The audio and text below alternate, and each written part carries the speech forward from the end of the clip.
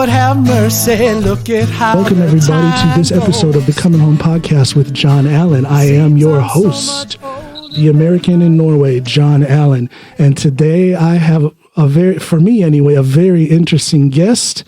Her name is Miss Joy Lynskey. How you doing, Joy?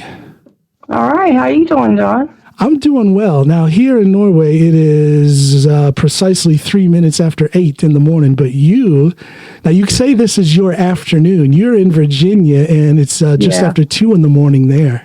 Mm-hmm. So you've you got an upside down day rhythm.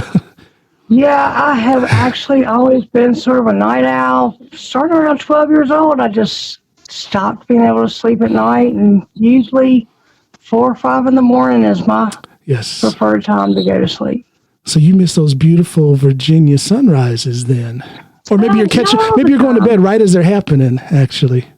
Sometimes I make it past them, more as I get older. Well, I tell you, that's one of the most beautiful parts of the country. I told you before in a conversation, I was a truck driver for about 1.5 years after my time in the U.S. Marines, and I did a lot of driving in that part of the country. That whole area between I-95 and I-81 in Virginia, that whole area, the Roanoke, everything in there, it's just so doggone beautiful. It is beautiful, and we are pretty well known for the Blue Ridge Parkway, where over 1 million visitors every year come and see the fall colors, and they're unreal. I mean, most of them don't even look like colors you'd expect to see in nature, just bright reds and oranges. Absolutely amazing. I live in those mountains. I'm a little bit outside of Roanoke. Yeah. Basically, if you stood on the Roanoke Star and looked out to the east, you'd see a couple mountains, and I'm behind those. You're behind the mountains. That's where we'll find you. Yeah. I want to jump right into, now we're going to talk about a few different things. We're just going to go where the conversation leads us, but I want to tell people who are listening the main reason why I contacted you. I call you the meme queen of the South. Also meme, M-E-M-E, not mean. You're not mean, but meme queen of the... I found out about you a couple years ago, maybe 3 years ago. It's hard for me to remember exactly how long ago, where you had a whole series of memes that were kind of poking fun at the further right side of the political spectrum with the don't tread on me flag. And your twist and take on that. That was some of the funniest stuff I've ever seen on social media. How did that come about? Because that went viral several times over. There's been a few times that meme has kind of cycled through. And, of course, it really got going after the election of Barack Obama and the surprise entry of the Tea Party into the mix. And I mean, I live in a county that's like 96% independent, but these aren't, they're not Bernie Sanders independents. They're Tea Party independents. So right. That's a flag that I see a lot. There's the real one, the don't tread on me version.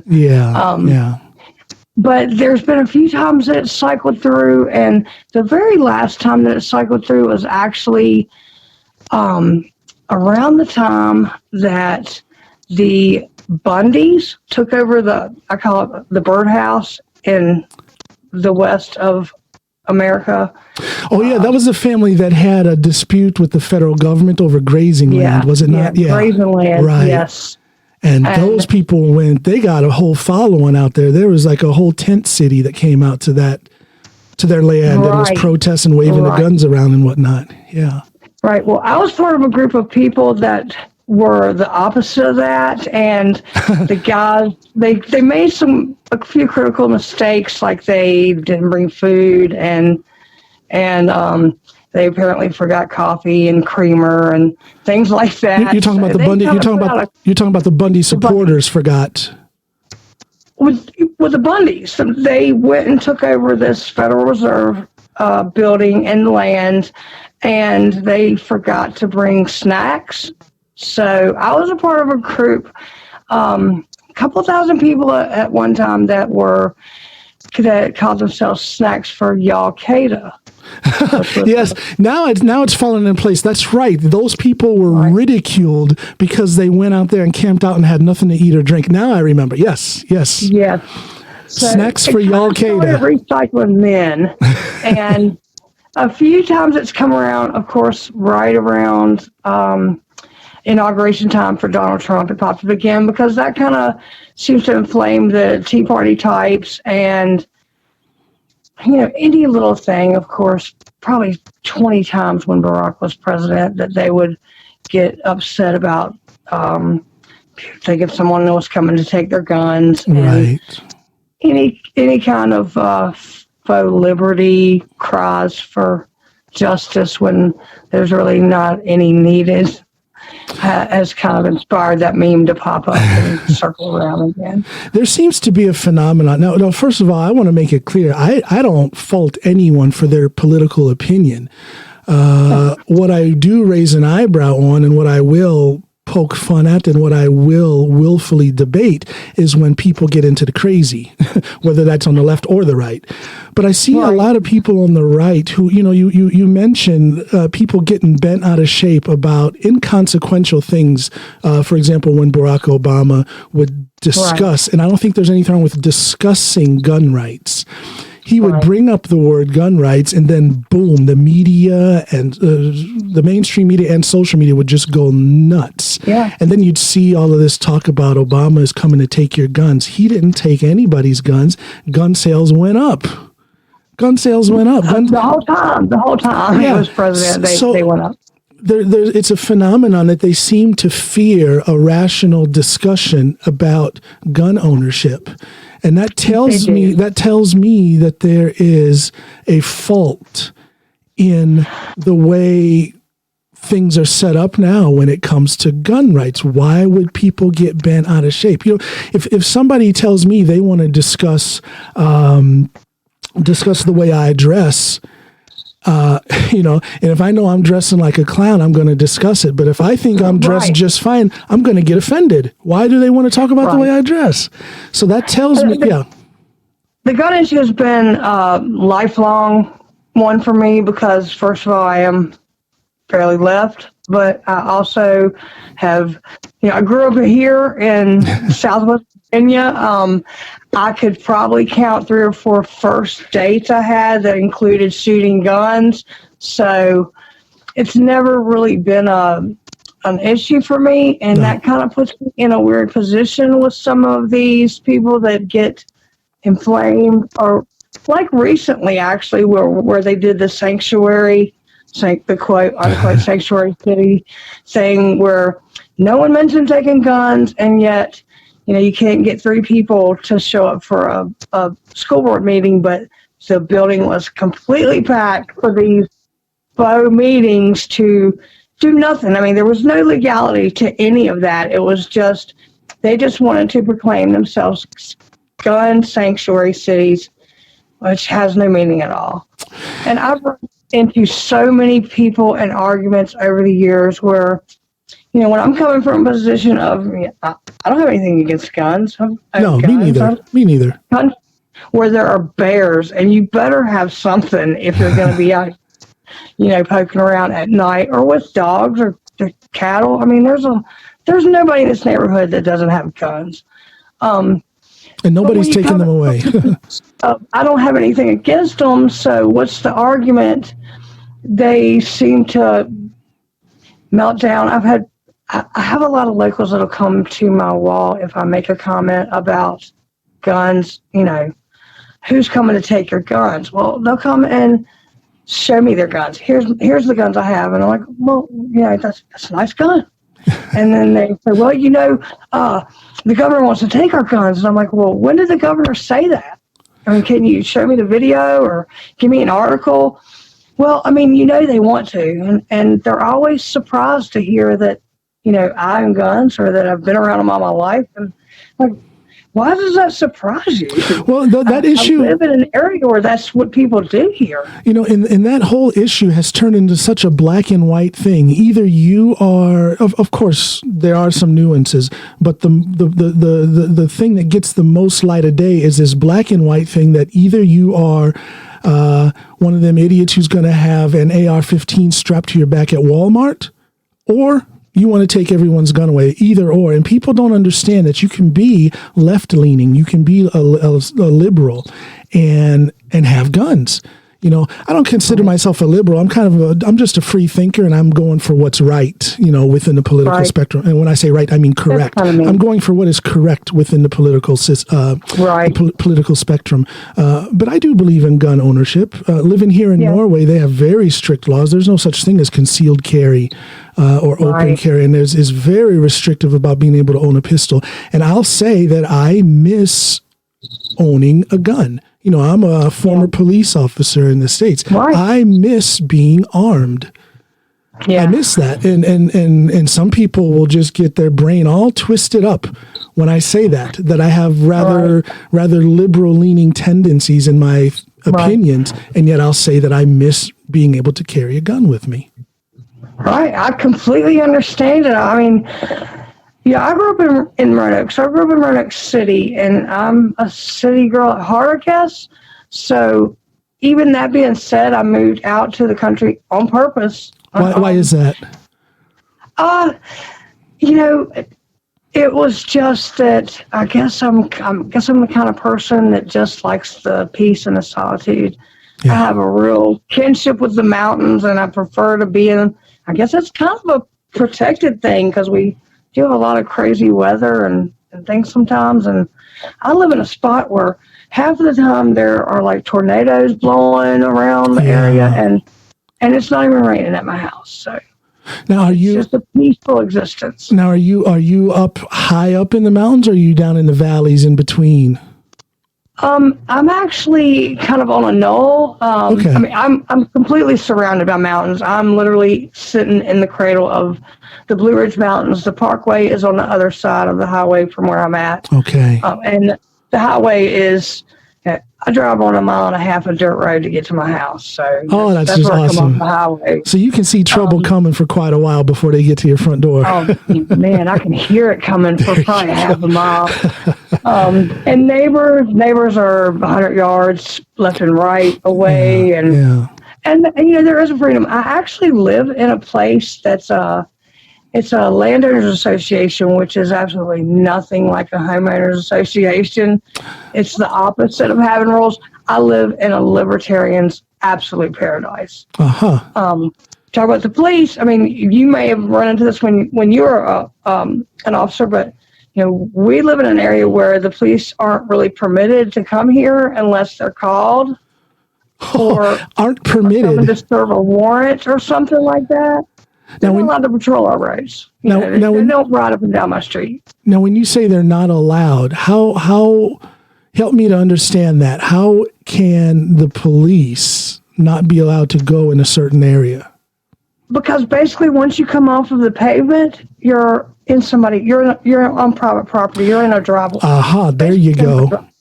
Even though there's 35 houses up here in this landowners association, the minute you come off of that paved highway, the city maintained part, you're on a driveway, so they don't even have permission to sit there and catch cars going by on the road. So that is a perfect display of the citizen's right to privacy. It's just kind of expanded from, in the city, you might have, your house of so many square feet. You've got your front door, back door, and you have a little postage stamp sized yard. But here, you guys' private property encompasses a rather large land area. Yeah, so then the rights of, when it comes to search and seizure apply just in a bigger way. Very interesting. Yeah. Interesting. I mean, I like the freedom and I like the peace, and I've got like two mirror opposite existences going here, and kind of especially on the topic of guns, because I grew up in the city, and then I lived in the housing projects in my city where you heard gunfire often, and the notion there was when you heard gunfire was to protect your head, get in the floor. So I've lived that side of it. Right. And then I come out here where if my neighbor's shooting his gun too long, I feel completely in my rights to go out there and go, hey, knock it off. You're scaring my dogs, bro.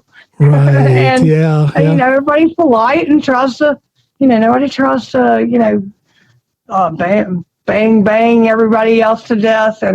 But out here, you're free to step out your front door and target shoot. Now I'm seeing you and I have even more in common than I thought, because I grew up in a rural area of Ohio and then later moved to the Chicago area. So that was a big change for me in the opposite direction, from the country to the city. Right. And there is a difference. There is a big difference. Actually, now that I think of it, you told me you like the Wu-Tang Clan. So I would imagine when you're in the city, that's when you got into. Right. Okay, there we go. Because where you are is probably more, I don't know, Charlie Daniels Band or something. I don't know. Yeah. I mean, I guess I've always kind of been the person that was a little bit off from what everybody around me was doing. So that's more fun that way. Well, I mean, I just have things I like, and I'm just not the kind of person that cares if other people don't like that. So there's a quote. There's a lot of times where there are people out here and they're having a pool party and they're playing country music, and out of my house with Ice Cube and Wu-Tang and I love it. South Quest, things like that. I'm trying to picture Ice Cube with a cowboy hat and boots on.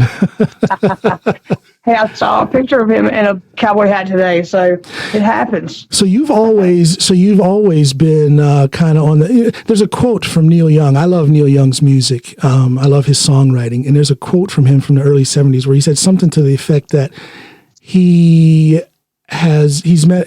been traveling the road for so long. Now he wants to see what's going on in the ditch. In other words, to get off of that mainstream path and just kind of go your own way and find out what's out there on that other side of things. Right. I guess I've always always been very, very left in my beliefs and here you are in the middle of Tea Party country.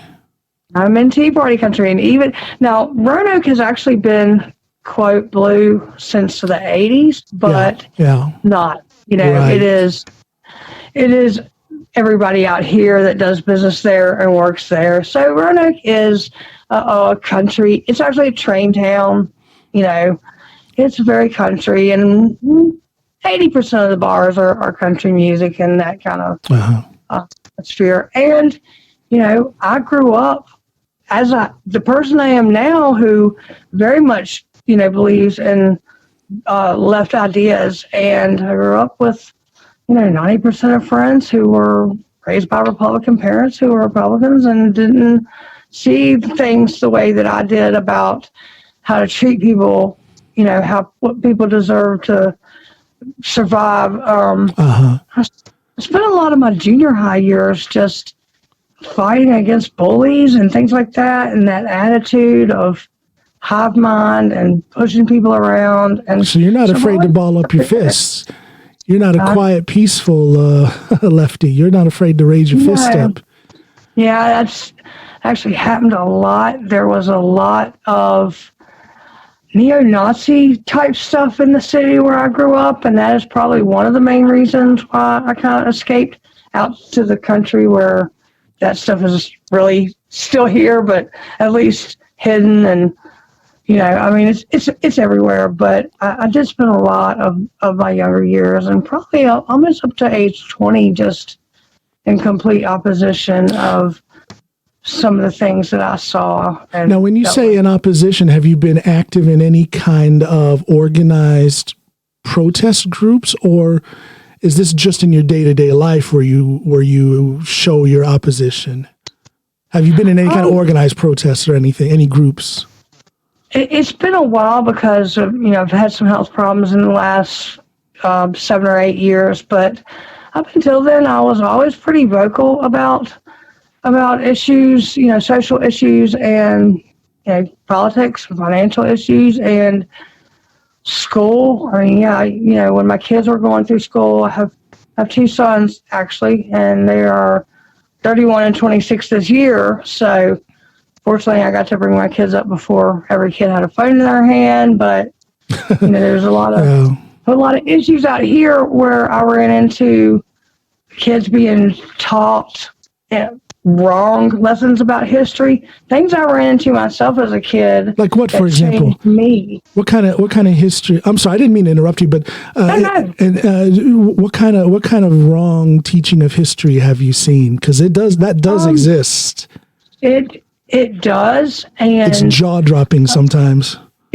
I'm just going to be completely honest and say that when I was 9 years old, we're in Virginia, so we're around all this Civil War history and plantation history. And at 9 years old, they took us to a plantation out here somewhere. I've been up to the Booker T. Washington's plantation isn't very far from where I live at all. Okay, interesting. But when I was a kid, this was the country, so you didn't come out here. But at 9 years old, we went on a field trip, and they took us around the plantation house and the opulence and the still staged wealth and the beauty of the house and comfort. And then they took us out to the slave quarters where there was a dirt floor and you could see holes through the walls. And I was 9 years old, and the only question I had is, why is it so dark and dirty in the floor? There's dirt floor out here. And the teacher then explained to me that was because, the people lived in those houses that took care of the people in the big houses. And my question to her was something along the lines of, why were... Okay, yeah, we lost our video and our sound feed, everybody, but now we're back. There you are. Do you hear me now, Joy? Yes. Okay. Yeah. Now we were talking about your experience. You were 9 years old and you were on a field trip at the slave quarters, and the teacher was telling you why the quarters were so dark and dismal.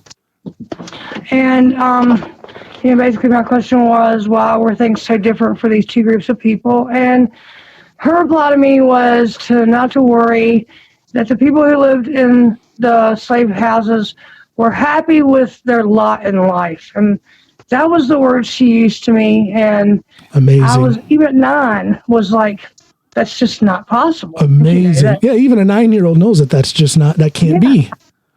A 9-year-old, children understand fairness, if anything. Absolutely.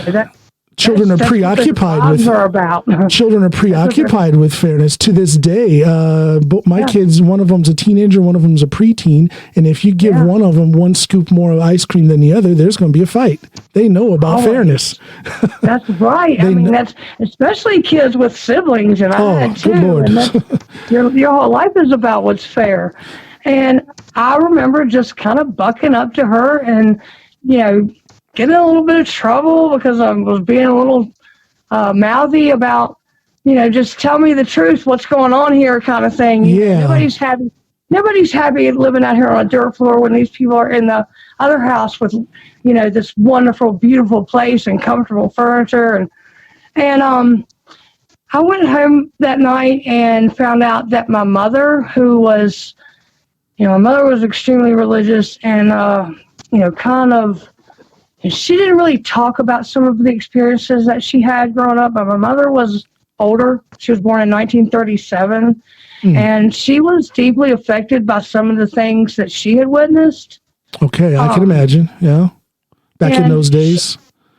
She kind of just, at 9, laid out a lot of things for me, and it led me down the road to going to the library and picking up books, Frederick Douglass and Sojourner Truth, and really figuring out two important things. And one of those things was that teachers and educators do lie or misrepresent things when they have their own biases, and that I lived in a place where people were kind of okay with that. And interesting. That kind of changed my whole outlook and where I focused the rest. So you have this awakening through self-education, which I think is an interesting thing. I'm a believer in self-education. So you found, so to speak, the truth of that whole situation when it came to slavery and then modern race relations. You find that truth.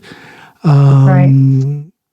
And I'd already been around, even at 9, I'd already had enough of having like white supremacist people around in the area, or the neighborhood, or the places that I went as a kid, the flea market and things like that. That it was something that it just never.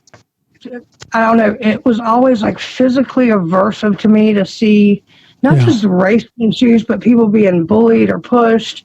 And for the longest part of my life, I was actually a very shy kid. But the whole finding out that things weren't things weren't fair. Life wasn't fair for some people. And all of that really changed. I went from being a kid who hardly spoke to the person I am now, who doesn't really care if you like it or not. If I see somebody just bullying, I had a really big problem with bullying, and it just always drove me crazy because I was a redhead, and redheads, males specifically, got it really bad. And that is a thing that a lot of people don't realize, but redheads catch a lot of hell. They do. Yeah. My mother did. I was adopted, by the way, but I was adopted as a baby, and I think the best thing that ever happened to my mother was that she got a redheaded baby, and it was just like the best thing that ever happened to her. She wanted a baby so bad, and they took foster kids in for a lot of years to earn the credit to get a baby, and she got this redheaded baby, and she never let me forget that. That it was a special thing and beautiful, and I wasn't raised thinking that it was a bad thing. So when I seen other redheads being bullied for it, I was like, what is this? I don't feel bad. You can't make me feel bad about my hair. Yeah, of all things to try to get somebody to get somebody on their hair color. Good. Right. So you heard, so I've heard you all the things. Yeah. Sorry. Go ahead. I was going to say, so you are kind of alone when it comes to your thoughts and opinions on some major subjects in the country. Do you get along well with your neighbors? Do you catch any hate from them for your opinions? Because we are in a time where people see. I miss being able to have a rational discussion with somebody. I had a guest on.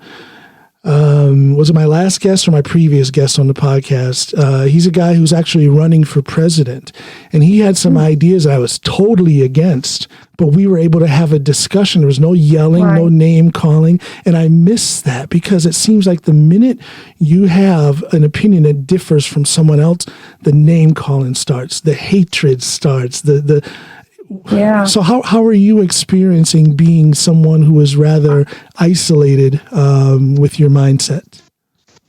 I think my whole life and the things I just explained to you, and kind of being an outlier and really prepared me for it, but it's still shocking. I have most of my friends that I grew up with, they are all really hard right, and they're. Are you still in contact with them? A few, I do keep a few around that I just don't cross that line with, and they don't cross that line with me. If they do. So you avoid talking about the issues where you differ on? I don't really avoid it. It's just that when I say a few, I mean like maybe 3 people I have really over the last few years, just like you said, gone from what I thought was adult discourse over even issues that we didn't agree with, to the hatred and the confrontational stuff. And I mean, to just put it lightly, that's not really something that people do a lot to me, because they know that I'm coming back and I'm probably going to say things that are more truth than they have. And I don't mind reading and you don't mind reading. You don't mind reading and finding facts. No, I don't mind producing citations and things like that. So I have to laugh because a lot of people do seem to be against reading and fact gathering. A lot of people are against that self-information, that self-education thing. And it I can laugh about it, but it really is pathetic. It really is sad. It is. And that's not saying anything. I laugh about it too. Yeah. I laugh about it too. And one of the things that I tell people is that, and this is the truth, I have gotten hundreds and hundreds of death threats in my life, just from everything from, gun issues to Yeah. Anything that comes with being a different political ideology than most of the people around you. But I've gotten death threats for nothing as much as suggesting someone read something. Amazing. I mean, that is where it gets ugly. Well, I believe it, because it does get ugly out there. People are extremely intolerant of an opposing thought. But again, you're at an advantage because you'll see that trouble coming a mile or so before they get to your front door. Yeah. Yeah. And I've got a reputation of being, known enough that, I'm never just going to sit and guess at things. I've always been a reader, so I can read a 500-word article in 3 minutes. So I will go out and find those facts and bring them back to the argument. Well, I like staying informed. I do. A lot of people are going to knock you if it becomes known that you even watch the news. Now, I get that to a certain extent, because you do have certain news feeds that go over into the propaganda area. Yeah. So if you are an avid follower of Fox News or an avid follower of CNN, and that's the only news source, you probably are going to have a problem being properly informed. Yeah. I'm a really critical thinker, though. Yes. And at almost any turn, I can even, I can hear bias in my own voice, and I can recognize and admit when, something that is an experience that I've had in life is affecting a debate or conversation.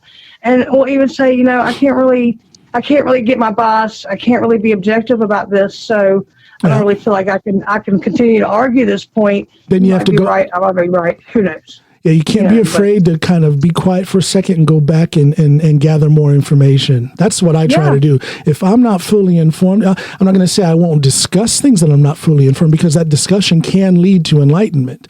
But I'm not going to set my feet, plant them in the concrete, and say I'm not budging on this opinion if I know that I don't have my facts together. I'm not afraid to get more information. Right. That's there important. That's really critical. Wild things that I've 9/11 is the one that frequently comes up, because of course I am surrounded by people who have conspiracy theories about things like that. Yeah. And years ago, I read the 9/11 report. I look into things. I don't ever just sit and wonder. No. And I educate myself every chance I get. And 6 years later, someone said something to me that made me go, I think I'm better go back and think about that. We ended up having a 9-day long debate about this with this person.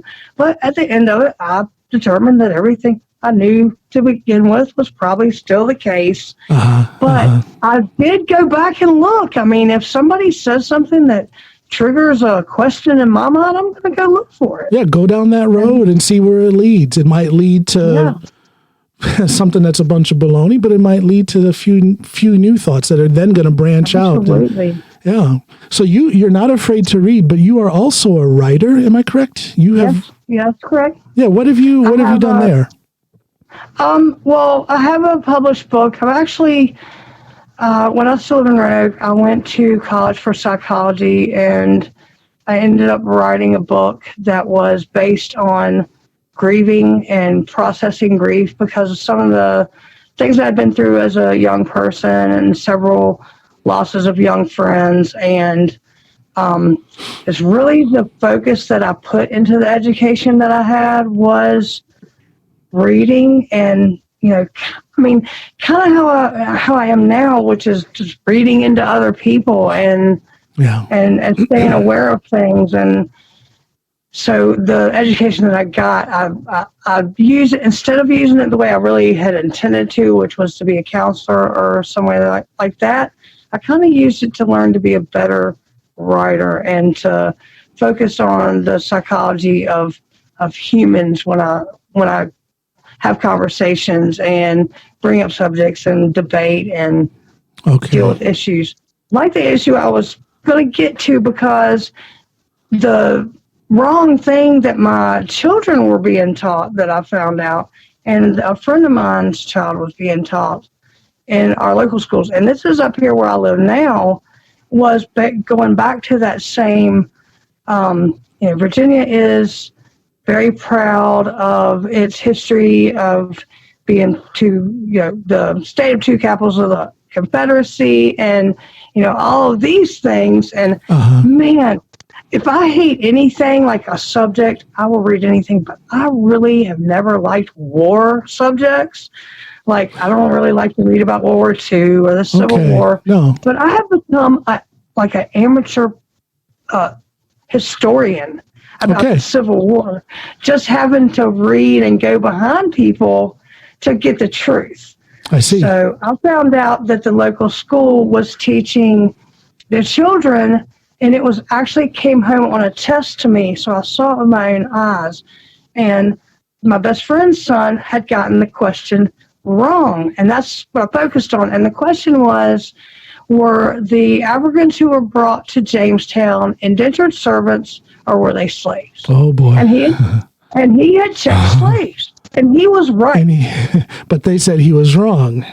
But they said he was wrong, and I was like, this is one of those things that you were just talking about, where the refusal to educate yourself. Okay, look, Jamestown doesn't say that the people who come here were indentured servants. They actually have the slave block.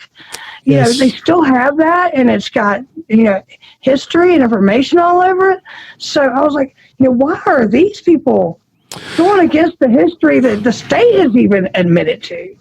There's a phenomenon out there, and I see it in some individuals that I come across in my day-to-day life, where people, you can almost look at it like some people who support President Trump, where, and I'm not saying this applies to everyone who supports him, but I know there are some people who voted for that man thinking he would be the best thing for the country.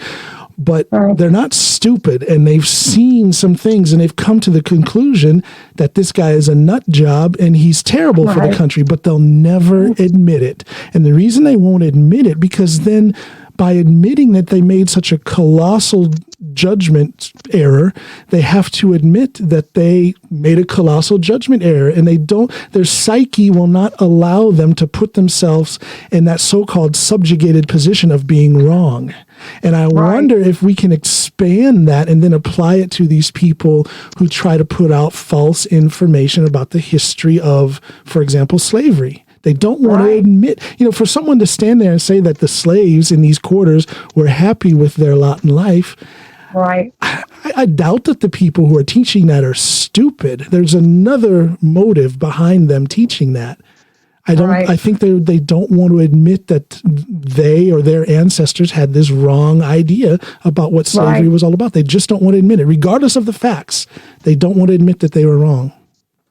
Absolutely. And I have another theory about, as I mentioned to you the other day, growing up where I grew up, Donald Trump was the nemesis of the South. He was the Yankee, a rich Yankee, and just the things that I've heard all my life about this person, and then every person around me ran and voted for him, and it was like when I saw him come on the escalator, I just knew, I was like, man, this is not going to be good. And the thing that I've actually told even several of my friends who voted for him, and that is the thing that I think a lot of people voted for Donald Trump, people I know personally, so I can't speak for anyone else, but because he tends to let people be the worst versions of themselves. Well, he shows people that it's okay to be a horrible person.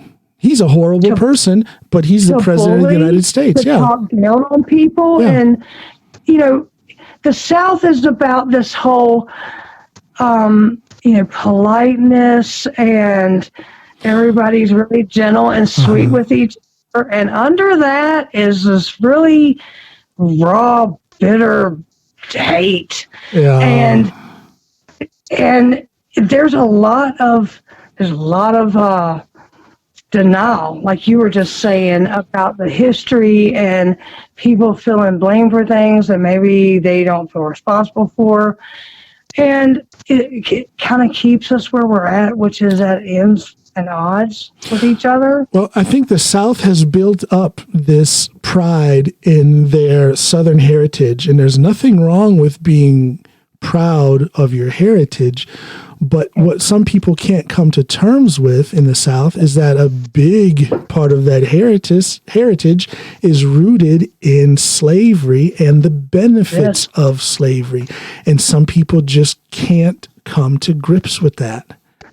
They can't. And I can't even tell you how many people I have explained, like the concept of generational wealth and how things still affect people. Yes. And to me, it doesn't, I don't feel bad to talk about that with someone. I don't feel responsible. I know, I know the responsibility in it. I know how we got here. Yeah. And I know how a lot of the current attitude still keeps perpetuating that system. I do a job where I do court transcription. Yeah. So I do jobs for like federal, like pipeline issues and things like that. So I still get to see how there are things like environmental racism and how a pipeline just went through Union Hall in my state, and Union Hall was actually a place where the slaves settled, and everyone there is a descendant of slaves, and they found a way to reroute this pipeline around the rich white neighborhood through this area that was farm land. Not rich people and not poor people either. Just, things like this still go on. And you try to tell certain people about incidents like that, and they're going to brush it off as anecdotal. They're not going to see it as part of a systemic issue. It is a systematic thing that communities like that are just going to get dumped on, to put it bluntly. Right. And it has to do with, very often, with racial there's racial issues behind all that. There is. And like I said, it's almost like I've become this amateur historian about the Civil War, just in explaining things to people over the years. Like, the whole issue with the Confederate flag, that Confederate flag that they keep waving was never, I'll go to, in a debate with someone, I'll say, well, can you tell me the battles that were flown under that flag? Can you tell me how many soldiers died under that flag? Can you tell me who the general of that flag was? And you know why they can't? Because that flag was never a part of the Civil War. The square version was the Army of Northern Virginia. Yeah. And, well, they didn't have a good time either. But this is just a fact. I mean, and it goes back to people's lack of self-education. They don't want to open a book. They don't want to dig in the past and find out the roots of some of these issues. Yeah. People just aren't willing to do that. They've got their preconceived notion glued into their brain, and that's what they're going to run with. Yeah. And you know what? I don't really have a lot of sympathy for that kind of thing, because I spent, as a 9-year-old kid who really hated math, and I had to learn the Dewey Decimal System to even find a book at the library. I just don't feel bad for that, because I spent a lot of money. You know what? If you learn the Dewey Decimal, if you learn the Dewey Decimal System, they can certainly learn about the origins of the Confederate flag. Right. I mean, that's pretty rough for a kid who loved English and couldn't do basic multiplication tables long after I should have been able to. But that was because I was too busy reading, and that's just what I. Well, Joy, I want to ask you more about your writing. What's the name of the book that you wrote? It was a book, right? Yes. It was the book is called "Cover Me: Living, Loving, and Grieving Through Loss," and it was a book that was written with like young teens to young adults in mind. So it's fairly short, 75 pages long, and it just kind of walks, some people make it a long time through their life before they deal with the loss of someone. Mm-hmm. And some people, unfortunately, don't make it very far. And dealing with grief as a teenager in particular, before that, you almost don't have the full concept to really understand. And then as a teenager, a lot of teenagers are just kind of alone with that, because... I was just sitting here thinking that parental guidance is very important if a teenager experiences any kind of loss like that. How are the parents handling it to put themselves in a position to be able to help that child?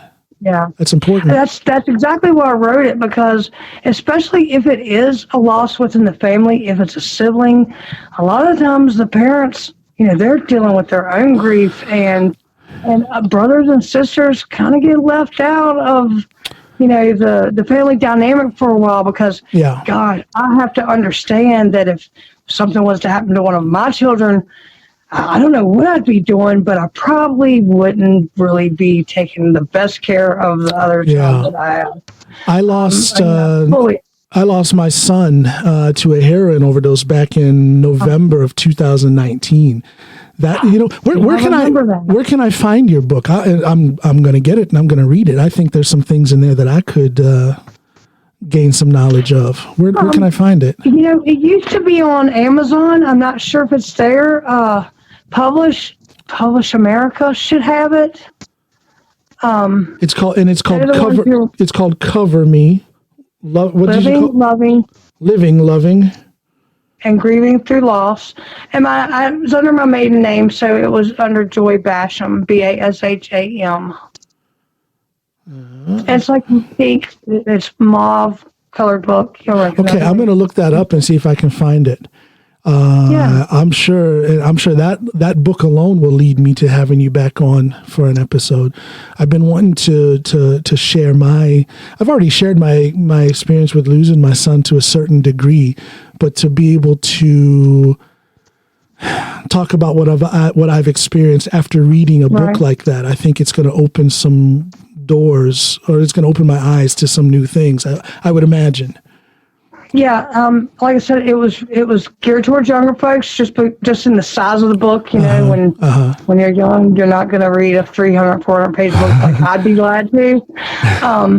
But like I said, people deal with grief at different ages and their experience with it at different ages. And I just thought that it was really important to share how, I don't know, a lot of us are taught that it's almost like, maybe this is a Southern thing too, that it's almost a point of shame to grieve for someone for too long, or, you should be doing this or doing that. And it is so important to understand that grief has no guidelines, that there's no time limit, that you can never grieve too long, that... the way that I've judged grief, and even with my own losses, I lost my father very shortly after I had an open heart surgery, so I was in a bad place. Wow. And I'm very sorry for the loss of your son. I've been through I did see that, and I did read your post, and I had to do that. I was cut out of the whole burial and funeral process, so I needed to do something. I felt like, and normally I don't put that much personal stuff out there on social media, but I felt like I had to write my eulogy or my memory of him, if you will. And I'm glad I did. It was a freeing process. You did too. It was a freeing process, and I also put a lot of that experience into my music. There's a couple of one of my songs. I don't know if you've heard the one called Sunday 10 o'clock that I have out there. That song does explain all of the love and peace and things that I heard in your music, though. Well, that's a big part of it. It's a big part of it. I try to be a loving and peaceful man, and I get that from my grandmother. May she rest in peace. She died in 2012, I believe it was. A very kind-hearted soul, gentle Southern lady like yourself from the hills of Kentucky. And I try to carry on her way of living life in peace. She was so happy and peaceful constantly, all the time. Right. So anytime, if I lose my cool, if I lose my shit, as the saying goes, and have to raise my voice, lose my temper, I always think, okay, wait a minute, Grandma wouldn't act like this. And that brings me back down. So I try to emulate her way of getting through life. So that's where the peace comes from. That's good. I was actually, happy. I'm aware of people, anybody that's on my friends list. I have awareness of who they are and how they are, and the kind of things they share. And I did notice that you shared a lot of that, and I was really happy for you that you did, because Thank you. I know a lot about the situation that you were dealing with from dealing with some of that of my own. Yeah. And you did a good job. I mean, you have to deal with those things. You can't put them aside, because just like any other problem that causes pain, if you don't deal with it, it's just going to still be there when you come back. I look at physical pain and emotional or mental pain in the same way. That pain, the pain that you feel might have a source that you didn't expect. So you've got to explore that pain, find out where it's coming from, and fix it at its source. If you don't fix it at its source, if you're just staying on the surface of things, you got an itch on your skin, and if you just lotion it up, but that itch is always there, well, maybe there's something under the skin you need to worry about. So I try to tackle. How I am. Yeah. That's exactly how I am. I can't just leave things. If something needs to be dealt with, I have to deal with it. Can't just put it aside.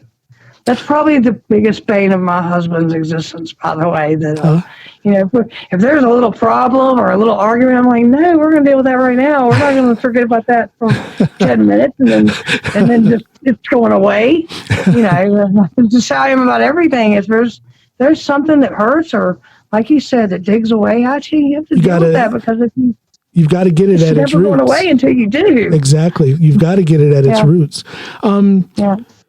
Yeah, so grief is a very individual thing. Grief must be dealt with. If you don't deal with it, it will eat you up. Is this the only book that you've written, or have you written other works? This is the only book that I've written, and I've got a lot of people on me right now about writing another book. And just 2 or 3 days ago, me and my husband finally kind of got our junk together and have started the process of starting to brand a little bit to get that process started. I've got blogs and things out there all over the place. So if you Googled my name, you'd find everything that you could imagine writing about. Yeah. I do have a lot of grief work out there and psychology articles and things like that. But I also have a lot of, how to make a WordPress post thing that's out there too. So I kind of left the corporate world in 2001, and since then I've freelanced by using my writing skills. Passive income? Yes, absolutely. Yeah. Passive income. I love that concept. I love it too. That is what I'd actually been talking to my husband about. Like, he's dealing with the pandemic and layoff and everything right now. And I'm like, we got to get some passive income out here, because. What kind of work was your husband doing before? He is a sheet metal journeyman. So he builds HVAC piping. Okay. I would imagine that industry is on hold for the moment, I would think. You would think. It is not. There are some elements. I think, there's like his particular company is essential work, they say. So a lot of those guys are working, but because I'm in a vulnerable demo and have heart problems and I'm a heart patient, he has been laid off because of my situation, so that he doesn't risk me. I see. Because I am one of those people who, when you have an open heart surgery, your pericardial sac is destroyed, and it's sac that open to infection. Open to infection. Yeah. Yeah. So that's I hope people take this seriously. I have pretty violent asthma. It's under control with medication, but it is asthma. Right. So if I get this virus, I can imagine I'm going to suffer. This is a virus that goes on the lungs. So I've been careful. I've been inside since the 10th of March. I have too. I think I went the 12th. The 12th, I've been in this house since the 12th of March, but fortunately for me, I don't really get cabin fever or anything like that. I kind of like my peaceful. I had a little wave. Like a 2-day wave of, let's just call it depression. I was just kind of down. And this was just about 3 or 4 days ago, but all of a sudden it was there, but all of a sudden it was gone. But other than that, I've been in a way I have been enjoying this time. It is, for me, it has been a time of reflection and creativity. I've done a lot of writing. I've done a lot of work in the studio with my music. I've had some very cool and interesting podcast guests. So I'm fortunate. I'm able to kind of continue doing my thing in this period, but I know there are people out there who are suffering. There's people here in Norway. People think of Norway as this democratic socialist paradise where everybody is taken care of and everybody has money. To a certain extent, that is very true, but there are some people who are falling through the cracks. I know some people who are in trouble, financially. They don't have a job now, and they don't qualify for the social benefits that are available here. These are crazy times. These are rough times for some people. They are, and that is certainly the case here. The great thing about the little southwest corner of Virginia that I live in is that we have the lowest cost of living. It's wonderful. It's been that way since I got here 40 some years ago.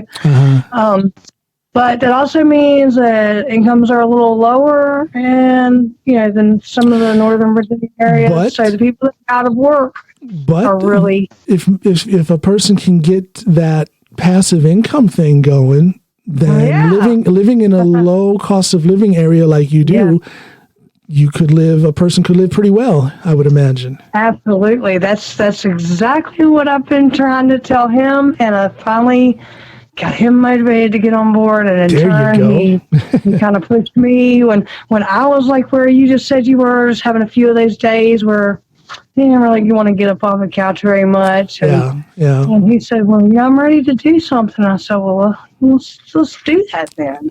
What kind of passive income are you thinking about? Are you able to say what it is, or will it kind of mess things up if you vocalize it?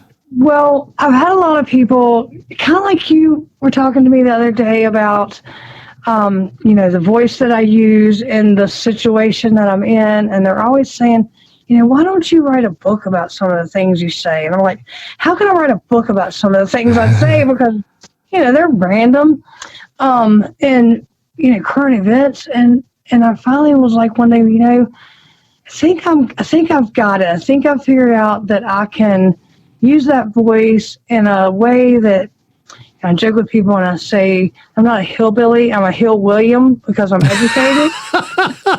I love it. Not a hill. I'm going to write that down. That's going in the description for this episode. Miss Joy, she's not a hillbilly, she's a Hill William. That's right. I love it. So I've decided that I'm going to kind of embrace that. Like, people have been begging me to. I mean, I guess I have, and I didn't really know until they were like, you've got an interesting perspective, because I don't mind telling people that I'm a hillbilly. I love the mountains. I love sitting up here with KC and neighbor. And all my life I've done those things. I've done the shooting guns for a first date. But, the only thing that makes me different is that I guess I care about the environment and humanity. And like you're saying, I care that have to sit in this house and do that so that I don't get other people sick or get me sick. And, having humanity is really the crazy thing that makes me. So you're a cerebral hillbilly, which makes you a Hill William. Yeah. I like that. That's awesome. So a couple people have given me a few ideas, and the thing that I finally decided on the other day, and I'll tell you because I swear I'm going to brand my name and try to put these thoughts into a book form that, at least the people that have been begging me to do it can get their hands on. Yeah. And I am going to be Rednext Door. And that is a play on being a redhead and being a redneck and living out here where I've got some pretty interesting neighbors that we all kind of, go at each other a little bit. So Red, REDNX, Door. Rednext Door. I love it. That's where we're going to start at. I could see how that would be very easy to market, very easy to brand and then market. It's an eye catcher in its written form. It's an ear catcher in its audible form. And then you have the talent, based upon what I've seen on your social media, you have the talent to write the content that will make it both informative and humorous. And I think that is a great combination. I love a thinking man or a woman who puts a lot of cerebral work behind humor. It's not dumb. Right.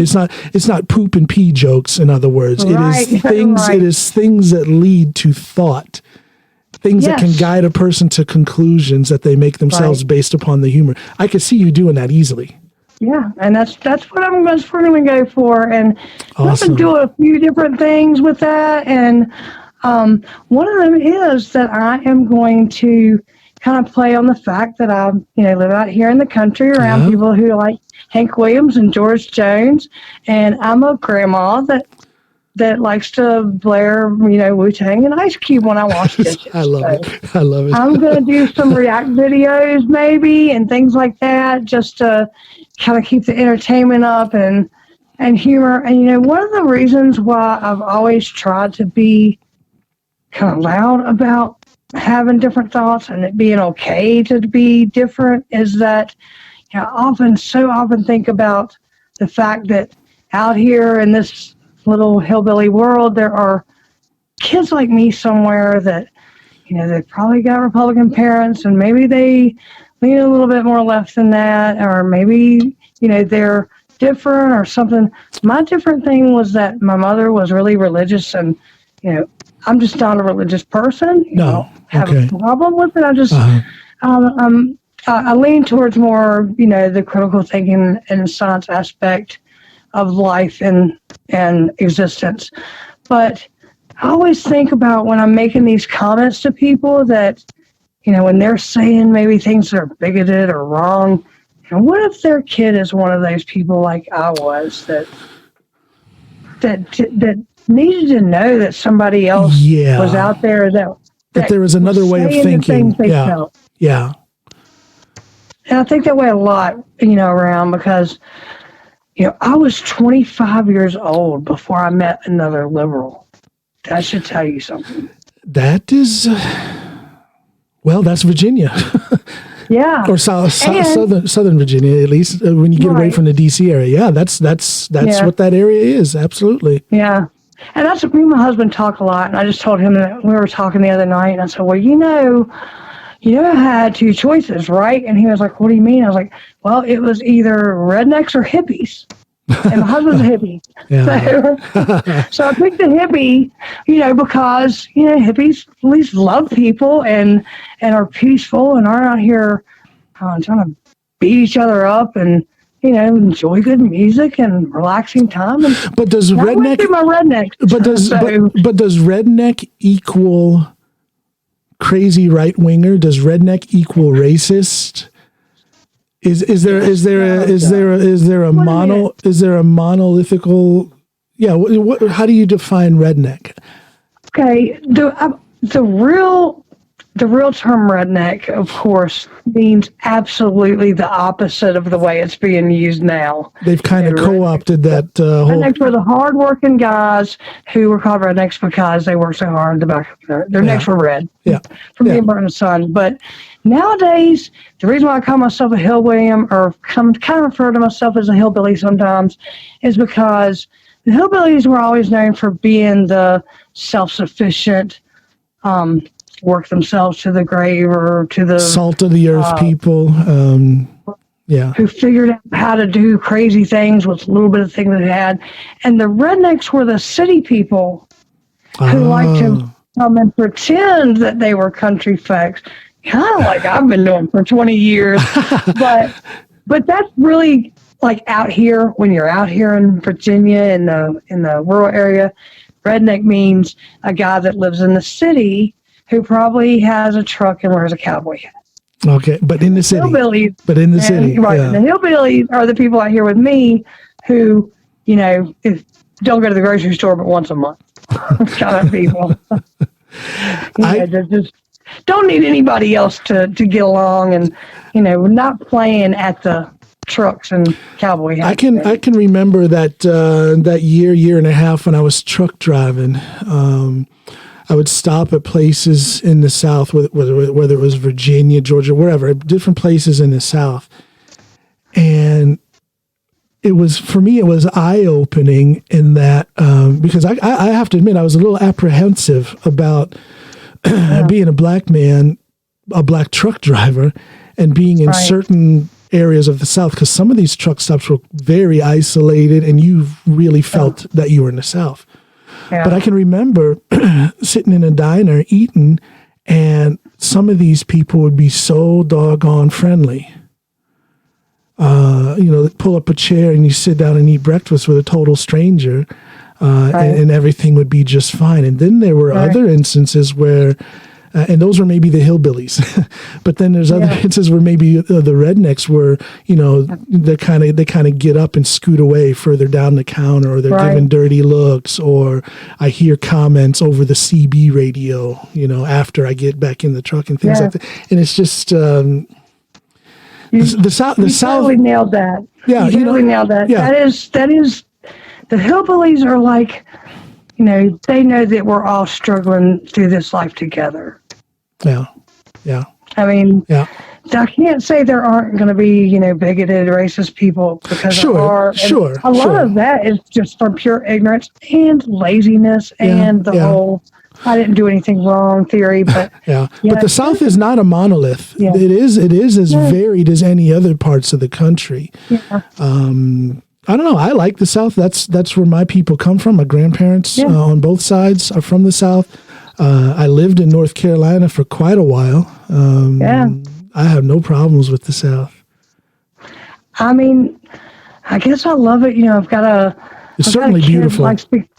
I got a kid that likes to go out to California and tell me what a liberal paradise it is, and how I should get out there one day and just live around people that are more like me. And I'm like, I like where I am. I like Virginia, and I like the mountains. And I kind of have always felt like I kind of belong here, because there's not enough people that are willing to just jump up and say, "Hey, shut up with that mess."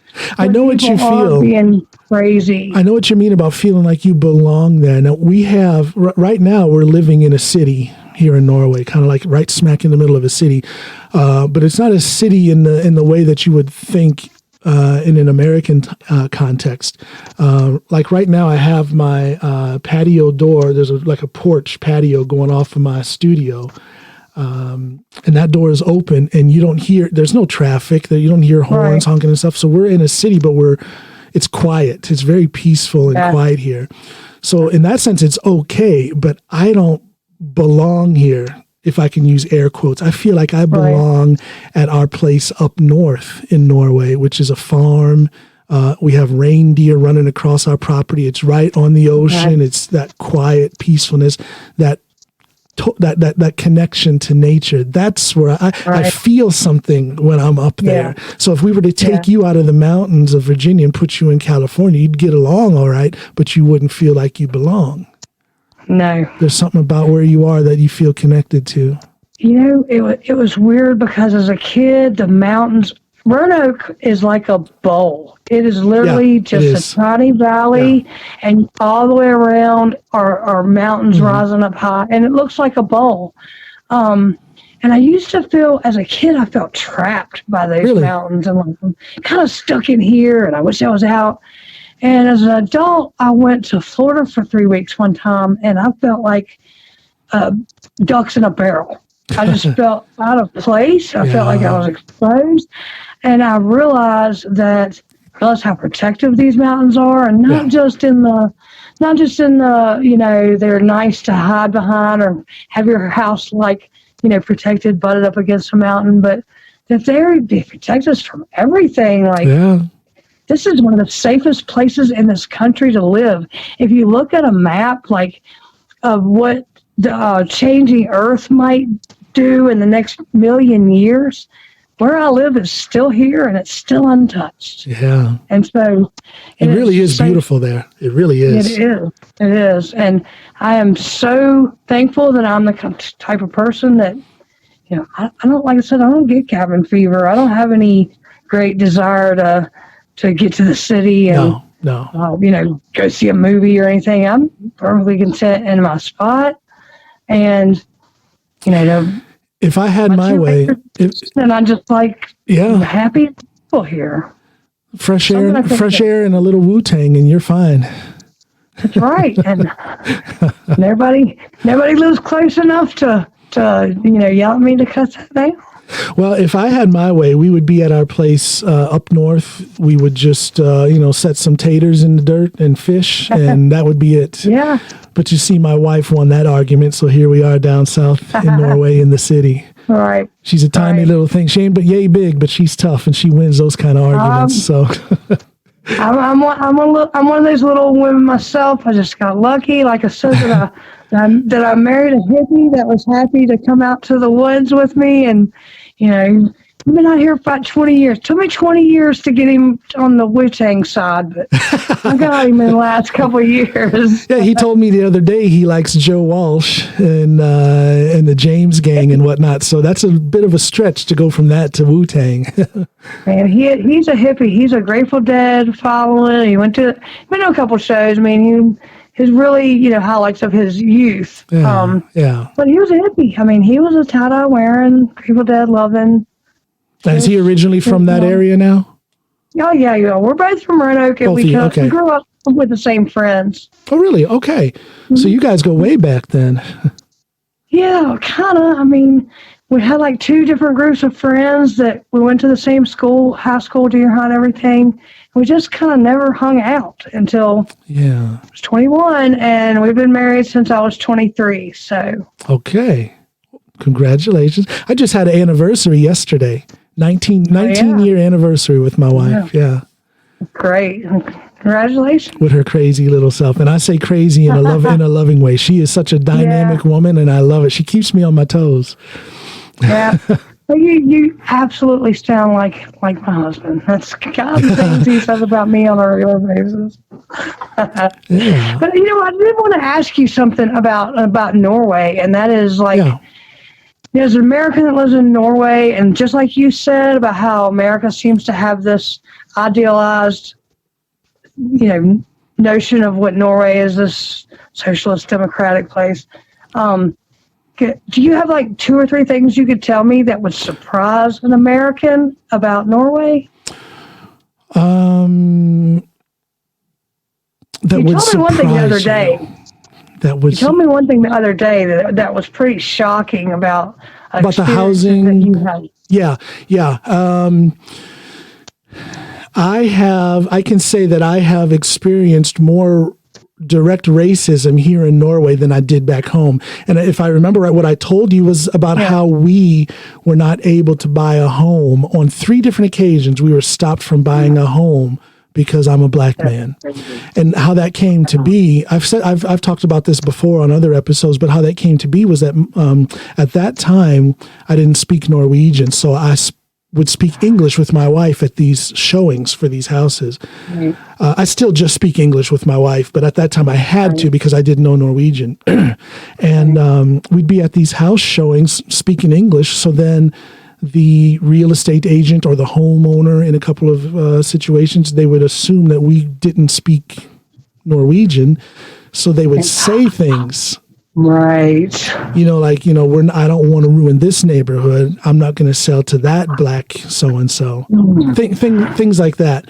So that happened to us on 3 different occasions when we had first moved to Norway after being married. We were married and lived for about 2 years in the States before we moved here to Norway. So in that process of trying to find a home, 3 occasions, and I'm thinking, is this 1950? Is this 1950 in Alabama, or is this modern Norway?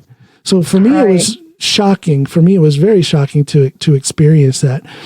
And I guess I have to thank the solid upbringing that I had that gave me, as we talked about, a certain amount of inner peace that allowed me to experience that. But shove that aside, actually use it as a building block to climb up towards being successful and getting what I need to get here in Norway.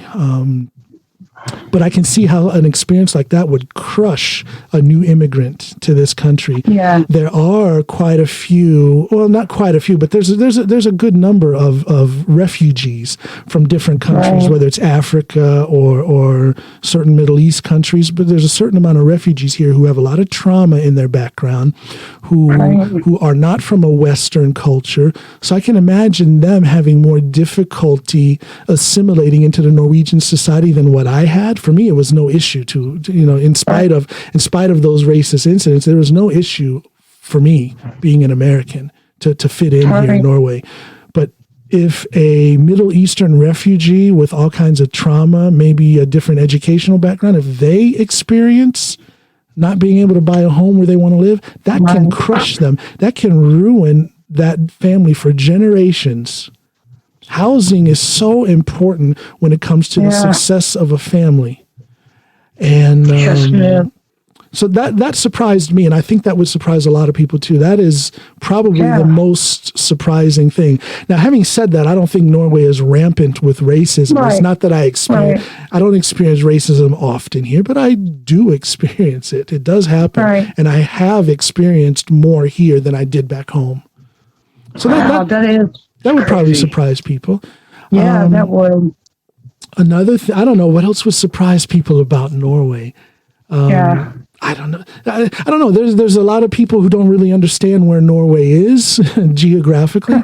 I've had people, is that the capital of Germany, or they'll assume that Norway is part of Sweden or something, or they'll ask me what language do they speak in Norway. Well, they speak Norwegian in Norway. I don't know. I don't know what. I don't know. Is there anything you want to know about Norway? I've been here long enough to know pretty much everything there is to know. Yeah, I feel like I've been fortunate, since I got on the internet, in the late 90s, and I've always had friends from all over the world, in Switzerland and areas like that. And I feel like as someone who lives in these little mountains and is happy not to leave, I feel like I've gotten a good enough cultural experience that I don't really have a whole lot of willful ignorance, I guess, left about most places and, what kind of experience they may be having. But you told me that, and that was really surprising for me because, I wondered how, you said you grew up in Ohio? In Ohio. In the rural. Yeah. Oh, we lost your sound again. Is that back? There we go. Now you're back. Let's just continue. You had asked me about where I grew up in Ohio. Yeah, I grew up in rural northeast Ohio. Akron would be the closest big city. Right. The reason why I was asking that is because I don't think if you asked, I don't think you'd be able to find a young black man in this area that has an experience. And I probably wouldn't even call light racism. I mean, this is, of all things, I know I briefly mentioned it, but one of the things that, one of the fights I used to get in as a kid was with white supremacist, Aryan Nation, KKK neo-Nazis. And there was a large group of these kids that I grew up with. And sometimes, the dynamic groups of friends, this neighborhood and that neighborhood, sometimes I would cross over and I would find myself at parties with these people. Yeah. And I'm probably kind of scary to somebody who may be with me, especially, and I understand men because, if I start running my mouth, maybe they feel like they have to get involved. My husband has very much learned that I do not expect that. But there were, I had some pretty wild experiences here with, coming across a group of Aryan Nation dudes with mohawks and tattoos that were jumping a young brown person, male or female, and had to physically jump into things like that. And that was that was just a part of my childhood here. Yeah, I don't, to the best of my knowledge, now, my high school years are a blur for me. I was a mess.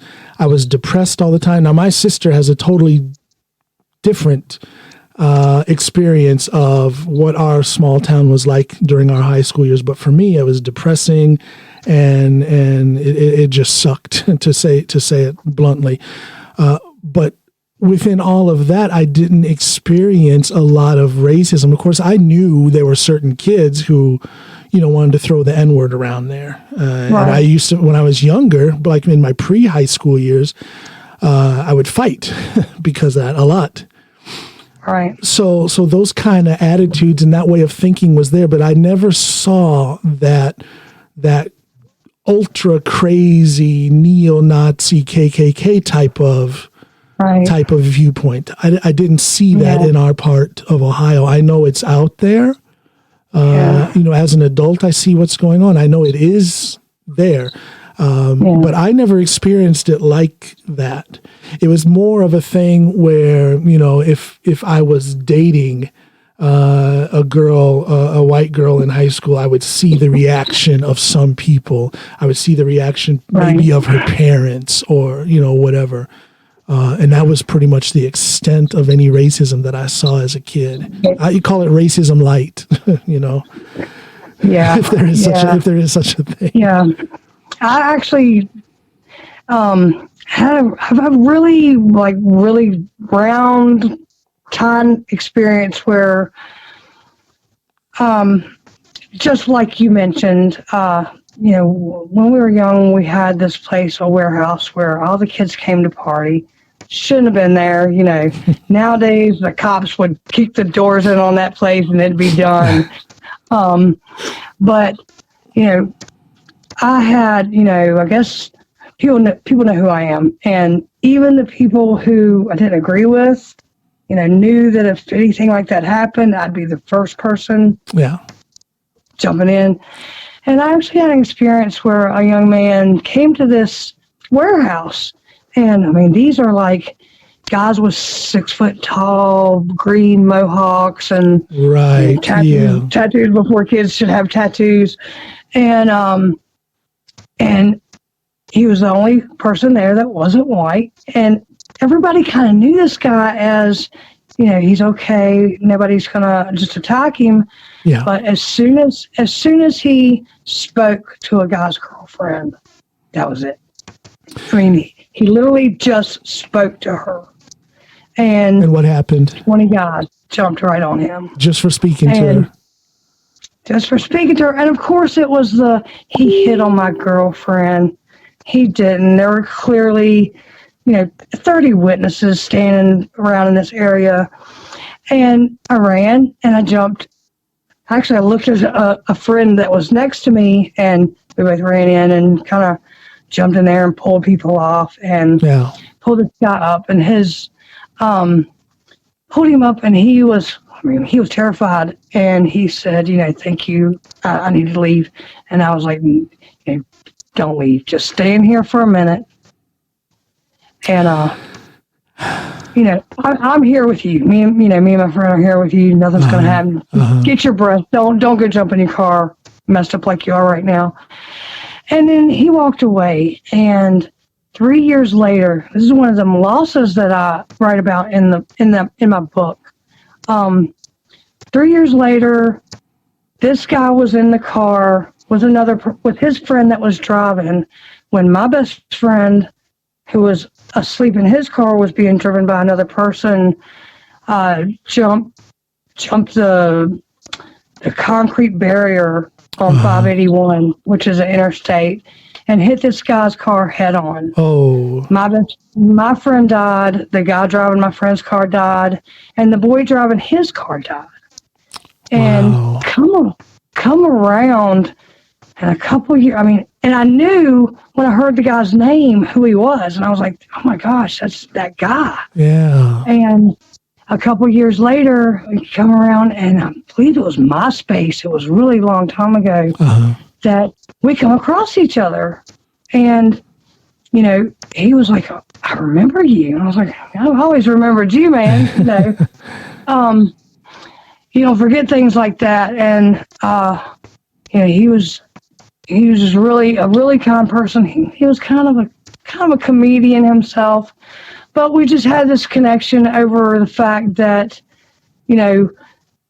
the way he put it was, you didn't let me run out of there. Right. Yeah. I kept thinking about how thankful I was that I didn't have to run out of there. And I didn't really understand what he meant at first.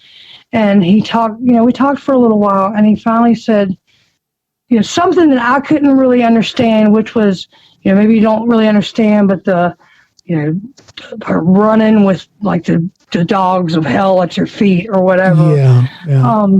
And not ever having to do that was important to him, and who he became as a man. Interesting. That he had never had the experience that he could have had if we weren't there, and physically got involved. And why did we do that? And I was like, there's never going to be a case where I can just sit and watch something like that and not do anything. It's kind of sad that he would be so surprised that you did do that. It should be more common that people do what you did. It should. It should be, yeah. That's deep. I had an experience when I was a 12-year-old where I kind of had to face down those hounds of hell myself, where 20 people were standing around, and I had to make a decision about whether I was going to do something or not. Okay. And as a 12-year-old, I remember thinking, well, the options are I do nothing, and I can't live with myself. I'm not going to be able to sleep if I don't do something about this. And I do something, and these people kill me. And at 12, I don't even know where it came from. I thought, they don't have the guts.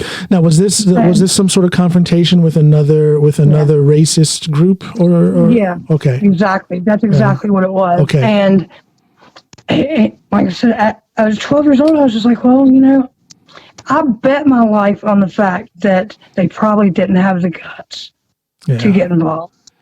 And I've spent a lot of my life betting like that, and kind of joke with people, but it's sad. It's not really funny, but usually the people that do things like that, the Aryan Nation and the KKK and these people that would go out, they're the cowards. They're the biggest cowards I've ever known in my life. A lot of them are very cowardly. Run from me, and I'm very small. I think a lot of them are cowardly when you see them with these, whether they're a Klansman with the full outfit, and what is it? Their faces are covered, or you see a lot of these neo-Nazis that will wear, a bandana covering half of their face. What are they hiding from? Don't you believe in your own ideology? Yeah. Why would you want to hide? Yeah. Show your face. Stand up for what you believe in. And the fact that they don't do that tells me that there's a certain cowardly element in those organizations. There is, and like I said, I'm 5'2". Okay. And I've had a guy that was almost 7 foot tall just physically throw me across a parking lot. There's been some serious altercations here, and that was one of the few. I've had far more people literally run from me around a car, or, run away at the thought of getting hit or hurt. And I'm like, you could go and, like, with 10 of your friends punch another person, but you're scared. But the one-on-one confrontation, the one-on-one confrontation with a 5'2" woman is too much for them. Well, they have a mob mentality. I wonder how deeply they truly believe in what they're doing if they stand alone and analyze it. And the converse of that is that they're not thinking really about what they're doing. They're just part of the group. They're part of the herd. Yeah.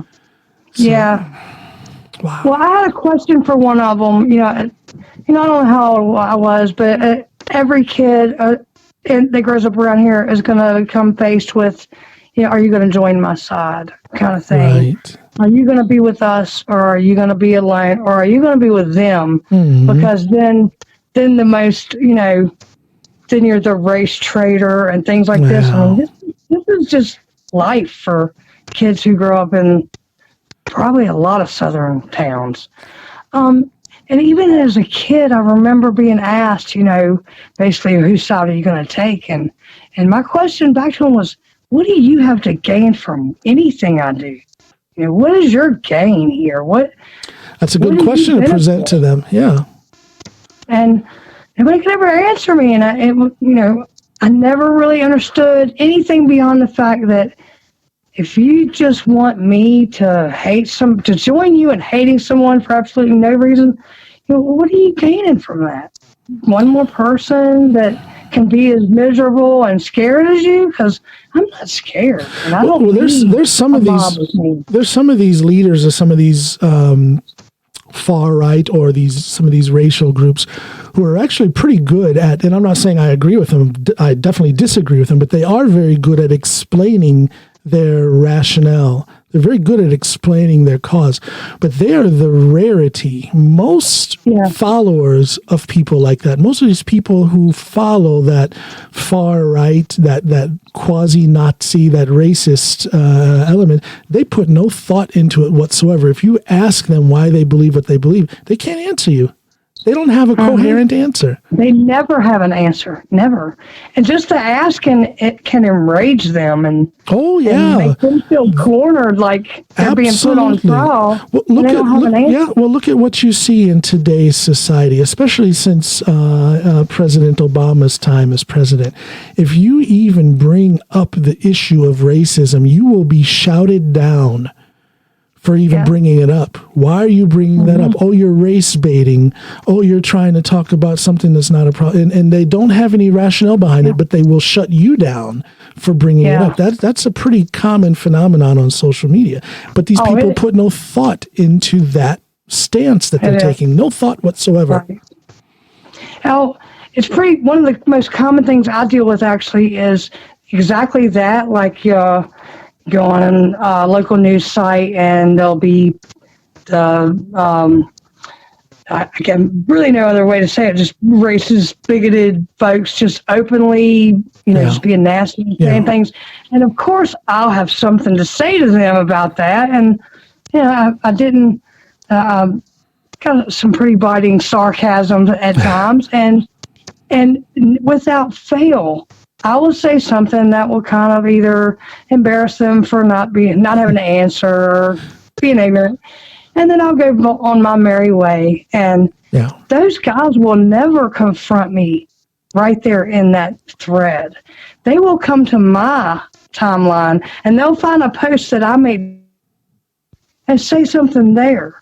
And it's like, and I kind of told them sometimes, I'm like, why can't you deal with this in public? I mean, is there a reason why you would come to my wall where you can say something privately back to me? And it's just, they're the ones that are intimidated. I'm not. I know that they show their fear by not speaking openly in the appropriate forum where they can be heard. They show their fear by coming, on a smaller platform or coming with a private message or something. They're showing their fear when they do that. Regardless of what they respond, they are showing their fear. And they're showing that they don't know how to stand alone. Do you ever fear for your safety, your physical safety?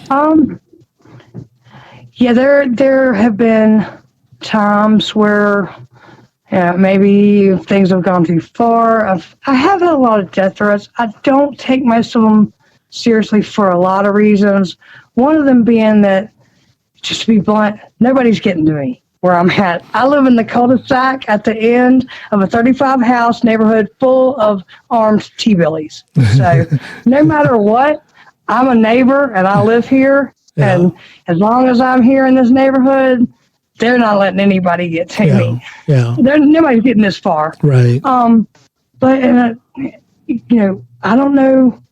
Literally since that conversation I just had where I looked up and said, they're either going to kill me or they're not, I to sometimes a dangerous extent, just lost my fear. And I want to say that's, sometimes it's stupid. I understand, but it was kind of the most freeing thing that has ever happened to me, where I just said, I'm not going to be put in a position where I'm scared to talk, or I'm scared to stand alone. You're and a my tough experience in that has made me to where I'm used to that. You're a that's tough little woman. And it serves me well. Maybe I bet it does. It seems to be. Absolutely. Better that than live in fear. There shouldn't, I think a lot of there's people out there who have a lot of good things to contribute, but they're afraid to say it. Yeah, that's true. So there's a certain amount of freedom in not having that fear, and then you can express yourself. There is. And there's also people like my husband that are like, we go out to the grocery store or something. We went to the grocery store a few weeks ago, and there was like these, I don't know what to call them, 3 dude bros that were harassing this old hippie guy, and they were like bullying this dude, and these were adults, and the old hippie guy was probably 60 years old, and they were just, going at this guy, and I kind of walked by, I kind of stopped and like, what are y'all doing? What are y'all doing here? Are you just picking on this guy? Just like, is this high school or Food Line? And, my husband's like, you just come on. I'm like, what are they doing? I need to talk with your husband, because I think we can find comfort in each other's experiences. The main reason why I stay big and strong and in shape is because I'm waiting for that day when my wife is going to say something that gets me in that fight. And as I say that, she's just walked into my office. But Snoop is the truth, isn't it? Yeah, do you hear her laughing? She knows I'm talking the truth. I gotta stay in shape because of her mouth, her lack of an ability to stay silent in key situations is going to cause me to have to fight somebody else. Oh, that is so funny, and that is his life. We were just talking about the first time we went out on a date ended in me having to ask him to help get me out of this house. While this dude was like jumping, trying to fly through the air at him, and I was like, just don't leave me here alone with these guys. And that was literally our first date. Chivalry is not dead. But he is, he is a hippie in spirit too. He's passive and loving, and he sounds like a guy I would really enjoy being friends with. He sounds like a guy I'd really enjoy being friends with. Yeah. Seriously. Yeah. Well, your wife sounds like somebody that I might want to go out to Food Line with. Oh, she's the best. She's the best. She's very, very outspoken. Not to a fault, but she is outspoken. She will say what she means. And I'm the more diplomatic one, but then that brings some balance into our relationship. She'll stick her nose in certain things that I won't, even though I should, if you know what I mean. So it brings balance to things. Yeah. It does. And I have people sometimes that'll tell me things like, I wish I could be as brave as you. And I'm like, don't wish you were me, because when I'm done yelling at the dude bros in Food Line, I need the peacekeeper too. Yeah, absolutely. I need that person to say, hey, it's time to go. And, I always try to remind people that there's fighters and there's peacekeepers, and every single one of them are needed. I'd like to be a fighting peacekeeper. Yeah, I'm not so good on that part, but like you said, we kind of balance each other out to where. Well, we need both. We need the fighters and we need the peacekeepers. Yeah. Yeah. Now, that's how our first date ended, was him fighting my way out of a house. You ladies gonna get us fellas in trouble. Wow. So this has been a lot of conversation right here. I don't know. Like I said at the beginning, the things you post online and the way you post them with the humor that you put into it is, to me, it's a work of art. There's an art form to being able to express oneself with that kind of humor and precision, because your humor and the things you comment are based on fact. Right. You're not just throwing shit out there on the wall and hoping it sticks. You have a purpose with what you're putting out there, and I love it. It's very entertaining and very enlightening. I think that's a good that's a good combination.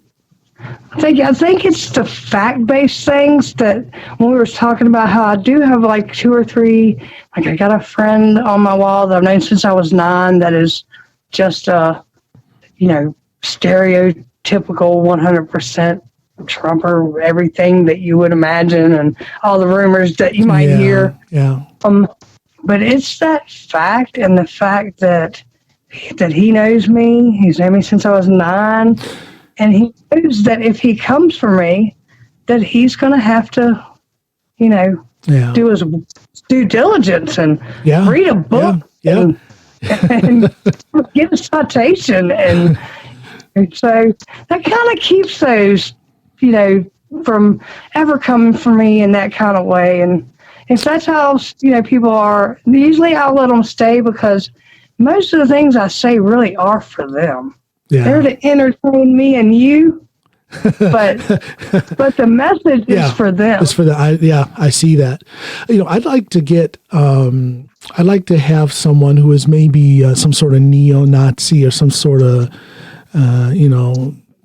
serious racist. I would like for them to give me a piece of their literature because these people have some literature floating out there. Give me a piece of your literature, and I'll give you something to read. Let's read and discuss.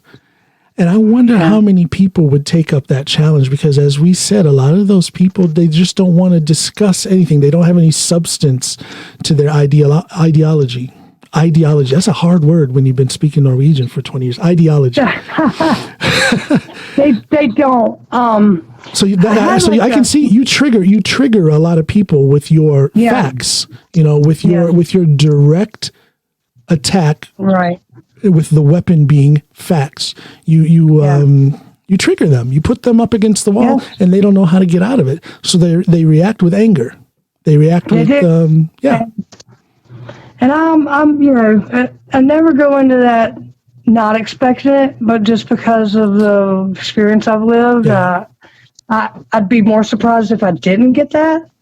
And I've had we're talking about like death threats or threats. I've had, a few years ago, I had an incident where this guy was somebody that I grew up with and someone who I had gone at it with before over these different issues. Yeah.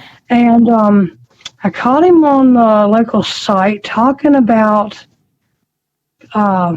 minorities getting welfare. And I was like, well, that's really weird that you bring that up because I remember when you used to sleep on my couch and spend your welfare on your beer, your drunk snacks while your mom was taking care of your child and those were supposed to be for him. And of course, he lost his mind. I can imagine. But there was no way that I could sit and watch him. He's such a hypocrite. I mean, this was you a few years ago, man. And you had to call it out. I couldn't not. And of course, I don't go like, hey, husband, that crazy guy that we grew up with, that we all would get a gun and maybe shoot some people. I just really made him mad today. Yeah. But that guy spent a year after that making videos about me. A year making videos about you? Year making YouTube videos about me, about just the problems we had over the years, and what he started calling me the leader of Antifa in Roanoke, and I was like, "Wow, congratulations!" right. Wow. The way this ended was the most hilarious thing. It almost brings me to tears every time I think about this because. These guys were open carrying, okay? Okay. They had an open carry protest group that would go up and down Orange Avenue, the main strip in my town, and I knew they were felons. Okay. So it ended up, there was 13 of these guys. It ended up, and I had nothing to do with this, but it ended up, they got They got caught. The cop that was issuing them their permit to protest ended up finding out that only like 4 of them were legal to carry a gun. Well, their protest ended. Of course, this guy thinks I did that. And he goes home that night, and he's got one of these flags that has the semi-automatic rifle on it. Yeah. And it says, "Come and take it." One of those flags. Yeah. He was home the night after he learned that his protest was canceled. And someone come and stole that "Come and Take It" flag off of his front porch. And again, of course, he thought it was me. Right. The day he wakes up and makes this video, and this man is crying. Like, really overly dramatic. Yeah. She come and took my flag. And I woke up that day and I watched that video and I was like, I just could not stop laughing, because this big, strong guy that has to open carry to show how big and bad he is gets busted being a felon, and he can't do that anymore. And then he goes home on the worst day of his life, and someone comes and takes his "Come and Take It" flag. And I never bothered telling him it wasn't me, but I didn't tell him it was. Well, I think that's good that you didn't tell him that it wasn't you. Let him continue thinking. Yeah. So these YouTube videos they were on YouTube, right? These videos he was making. They were YouTube videos, but they were on his wall. Did they get pulled down afterwards, or? They could have. The last I checked, it's been like 3 years. The last I checked, there were still 2 or 3 up, but I mean, this guy would get up every day and just, I lived in his head, and I didn't really do anything but present him with his own hypocrisy. And that is a powerful position to live in someone's head. But he put you there. You didn't invade his head. He put you in there. Yeah, I mean, he was just talking about how, and I was like, wow, so you just hate people that were you 20 years ago? I mean, these are young people he's talking about. Yeah. A lot of people that have grown up like that. I depended on help for a long time, but I would never turn and look at the young people these days that are dealing with some of the things they're dealing with and call them down for the same thing I had to do to get along. Yeah. Hypocrisy. Hypocrisy is an ugly thing. Yeah, it is. And that brings me to I think I figured out, I haven't quite put it together, but I think I figured out something about the 2 Corinthians thing. Oh, yeah, you said that. Are you sure you want to put that out there? Person, but I was raised in a church, and I know the Bible. Me and my husband sat here the other night and read. First of all, we watched the video. We watched that old video where he says it. Yeah, let's tell the listeners what we're talking about now. A while back, Trump was leading, I believe it was one of those congressional prayer breakfasts or something like that. It was at Liberty University up here near where I live. It was Liberty University. Yeah. Jerry Falwell in his city up here of Lynchburg. And in it, he mentions Liberty, and he mentions... he was going to read a passage from the Bible. Right. He's going to read 2 Corinthians 3:17. I don't know if you know what passage that is, but it is mind-blowing if you go read it. Please go read that tonight, because you will be blown away that he chose this particular passage. But instead of saying 2 Corinthians 3:17, he said 2 Corinthians. And I mean, like I said, I don't go to church. I'm not a religious person, and even I know that's wrong. It's not how you say it.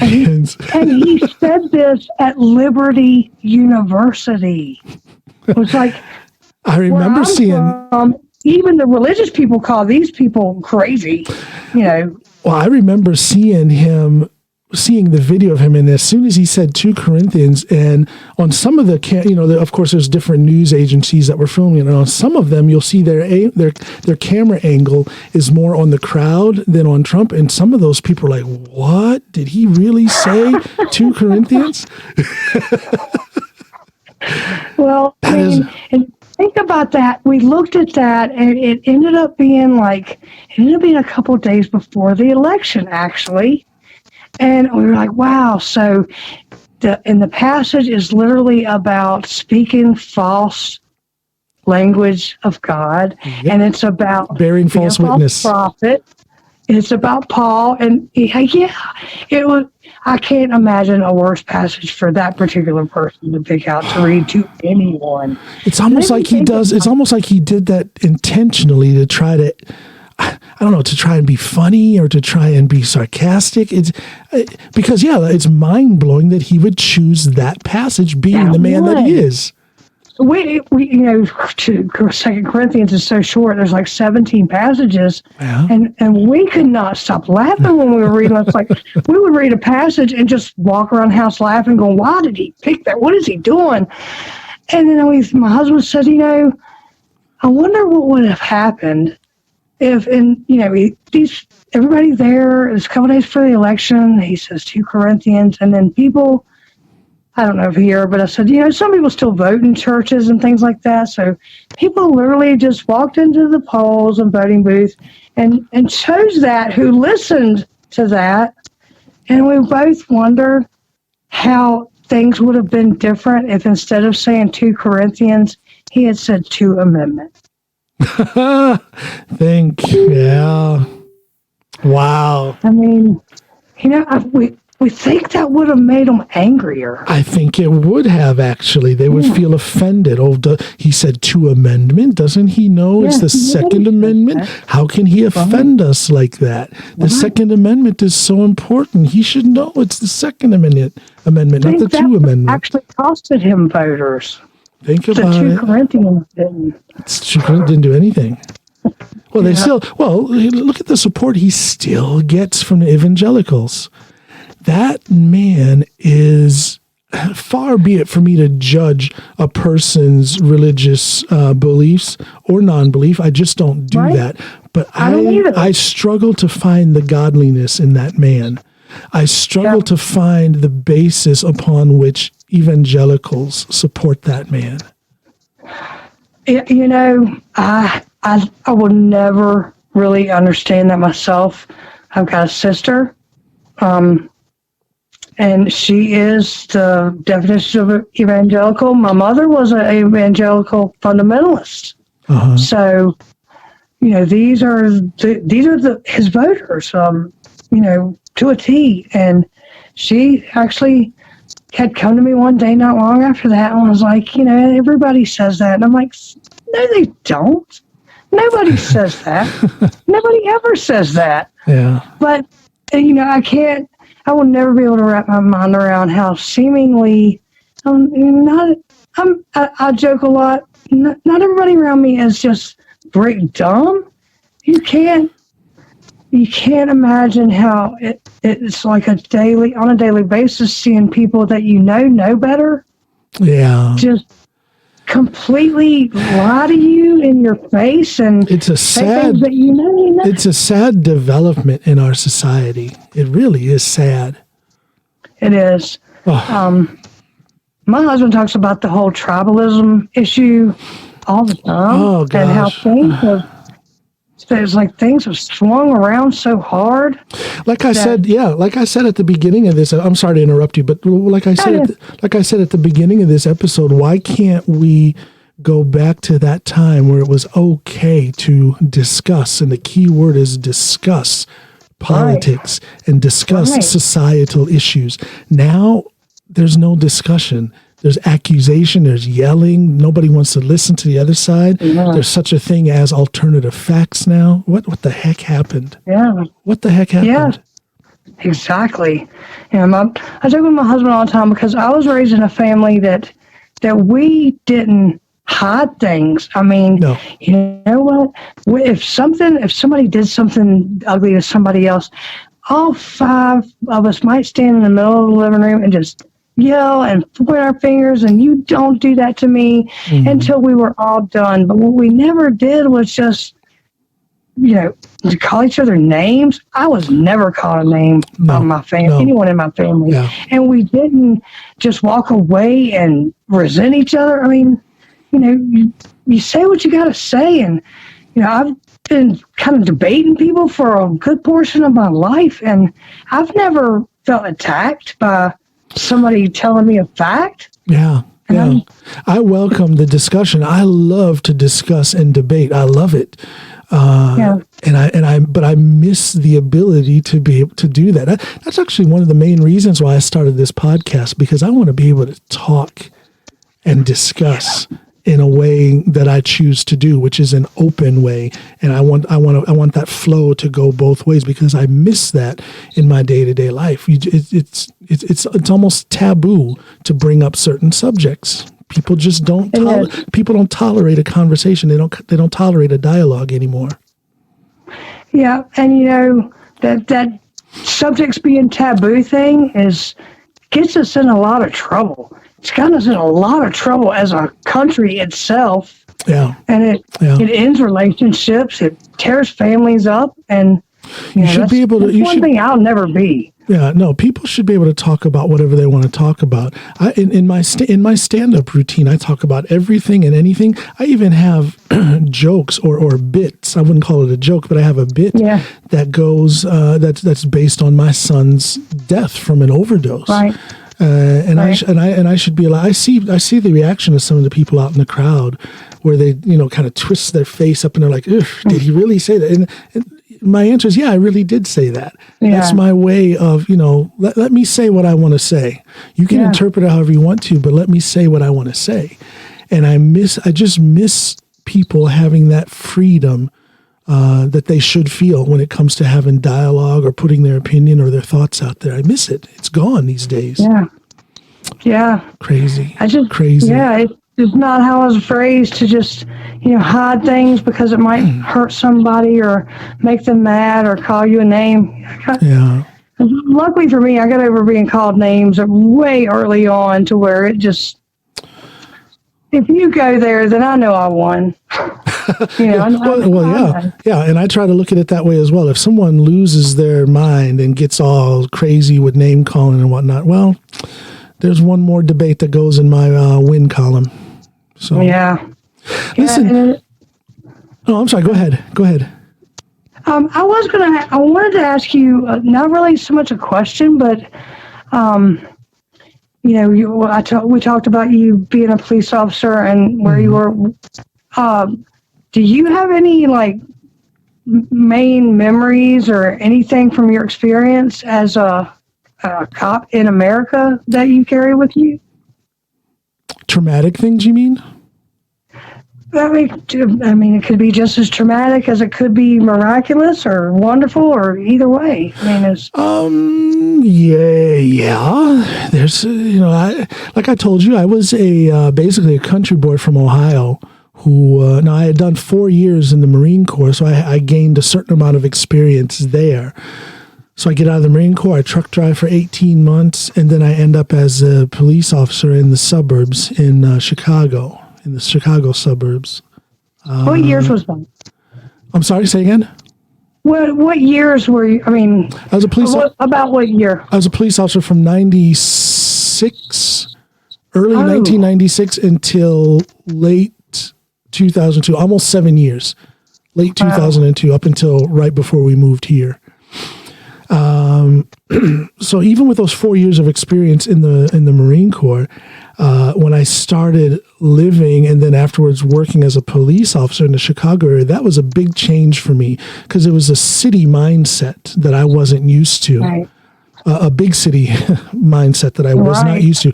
A level of that experience of being exposed to the criminal element in such a drastic, in-your-face way as you see in Chicago and in some of the suburbs there.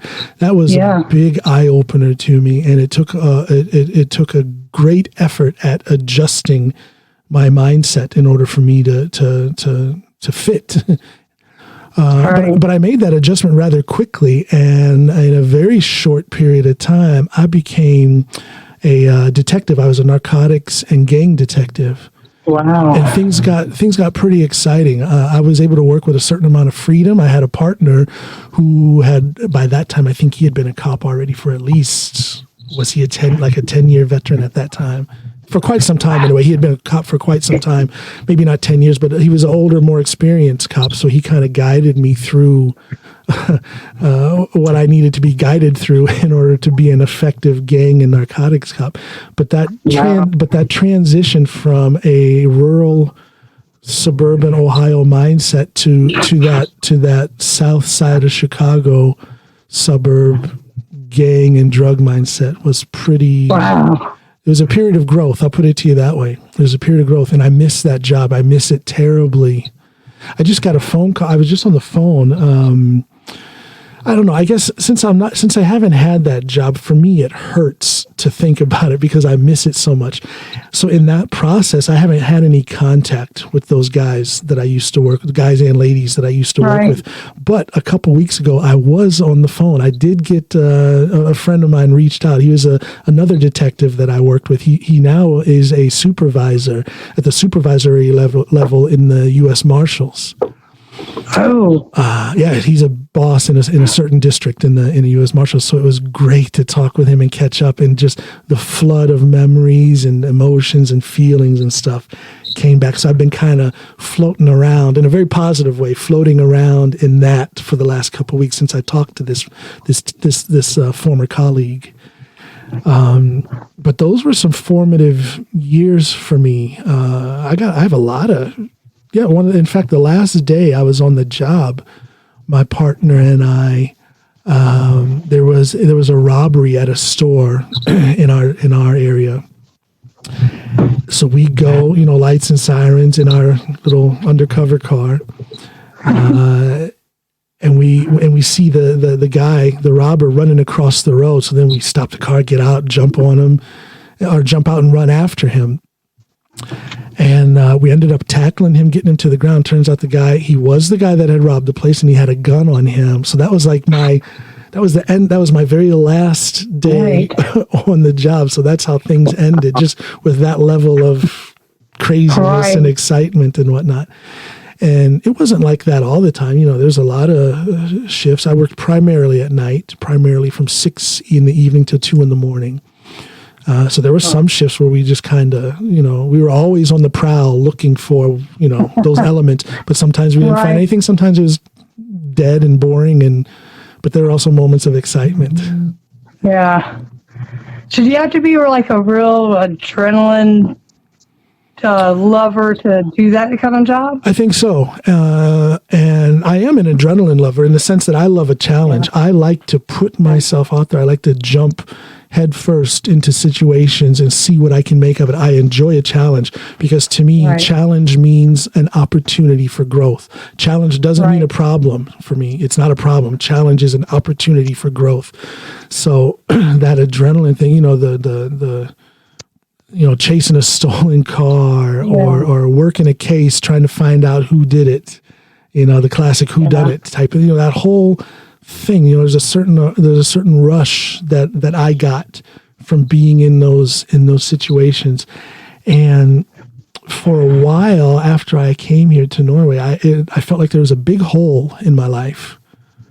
What's my purpose now? What is my, I've always known who I am, and who you are is the most important thing, but also what you do is important. So I had that thing where I had to fill that hole of what do I do now? Where am I going to put my essence of who I am? What am I going to use that for? So that was an issue for a while after I moved here to Norway. Right. Yeah. Yeah. I think most people who were cops, who left for whatever reason, probably say something very similar to that they, kind of the same feeling people get when they retire and just can't stand the thought of not being able to get up, go to work every day. But I wondered, from your experience being a cop, is there anything that you learned about this country that was not positive? I learned that the war on drugs is a bunch of BS. I learned that arresting someone who has 1/10 of a gram of crack cocaine in their possession, it doesn't do a doggone thing to arrest them. Right. Yeah.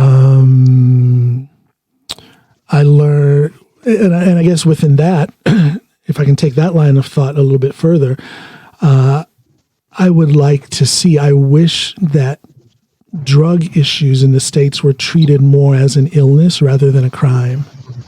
Yeah. I'm not saying that that cocaine and things like that should be legal. I'm saying people who are addicted to that, I wish there was more focus on treatment rather than arresting. Because it's clogging up our legal system, it's clogging up our prison system, and it's not helping people at all. And shouldn't we be interested? Some people say, well, screw them, put them under the jail. But I don't see what that does for our society. If you're a true patriot, you would care about the smallest and weakest of us in our society. So in that sense, I would like to see more of a helpful attitude instead of a punitive attitude towards people who have drug problems. Now, I felt that way long before I was aware of my son's heroin habit. Right. But since he died from that overdose, it has just cemented that way of thinking even more into my brain. I truly believe that it is a sickness and not a crime to be addicted to a drug.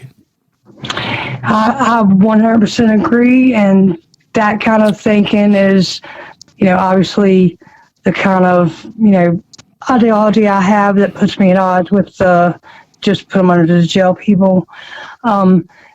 Drugs and its infestation in my city, and losing someone I deeply loved to a heroin overdose in '99, maybe.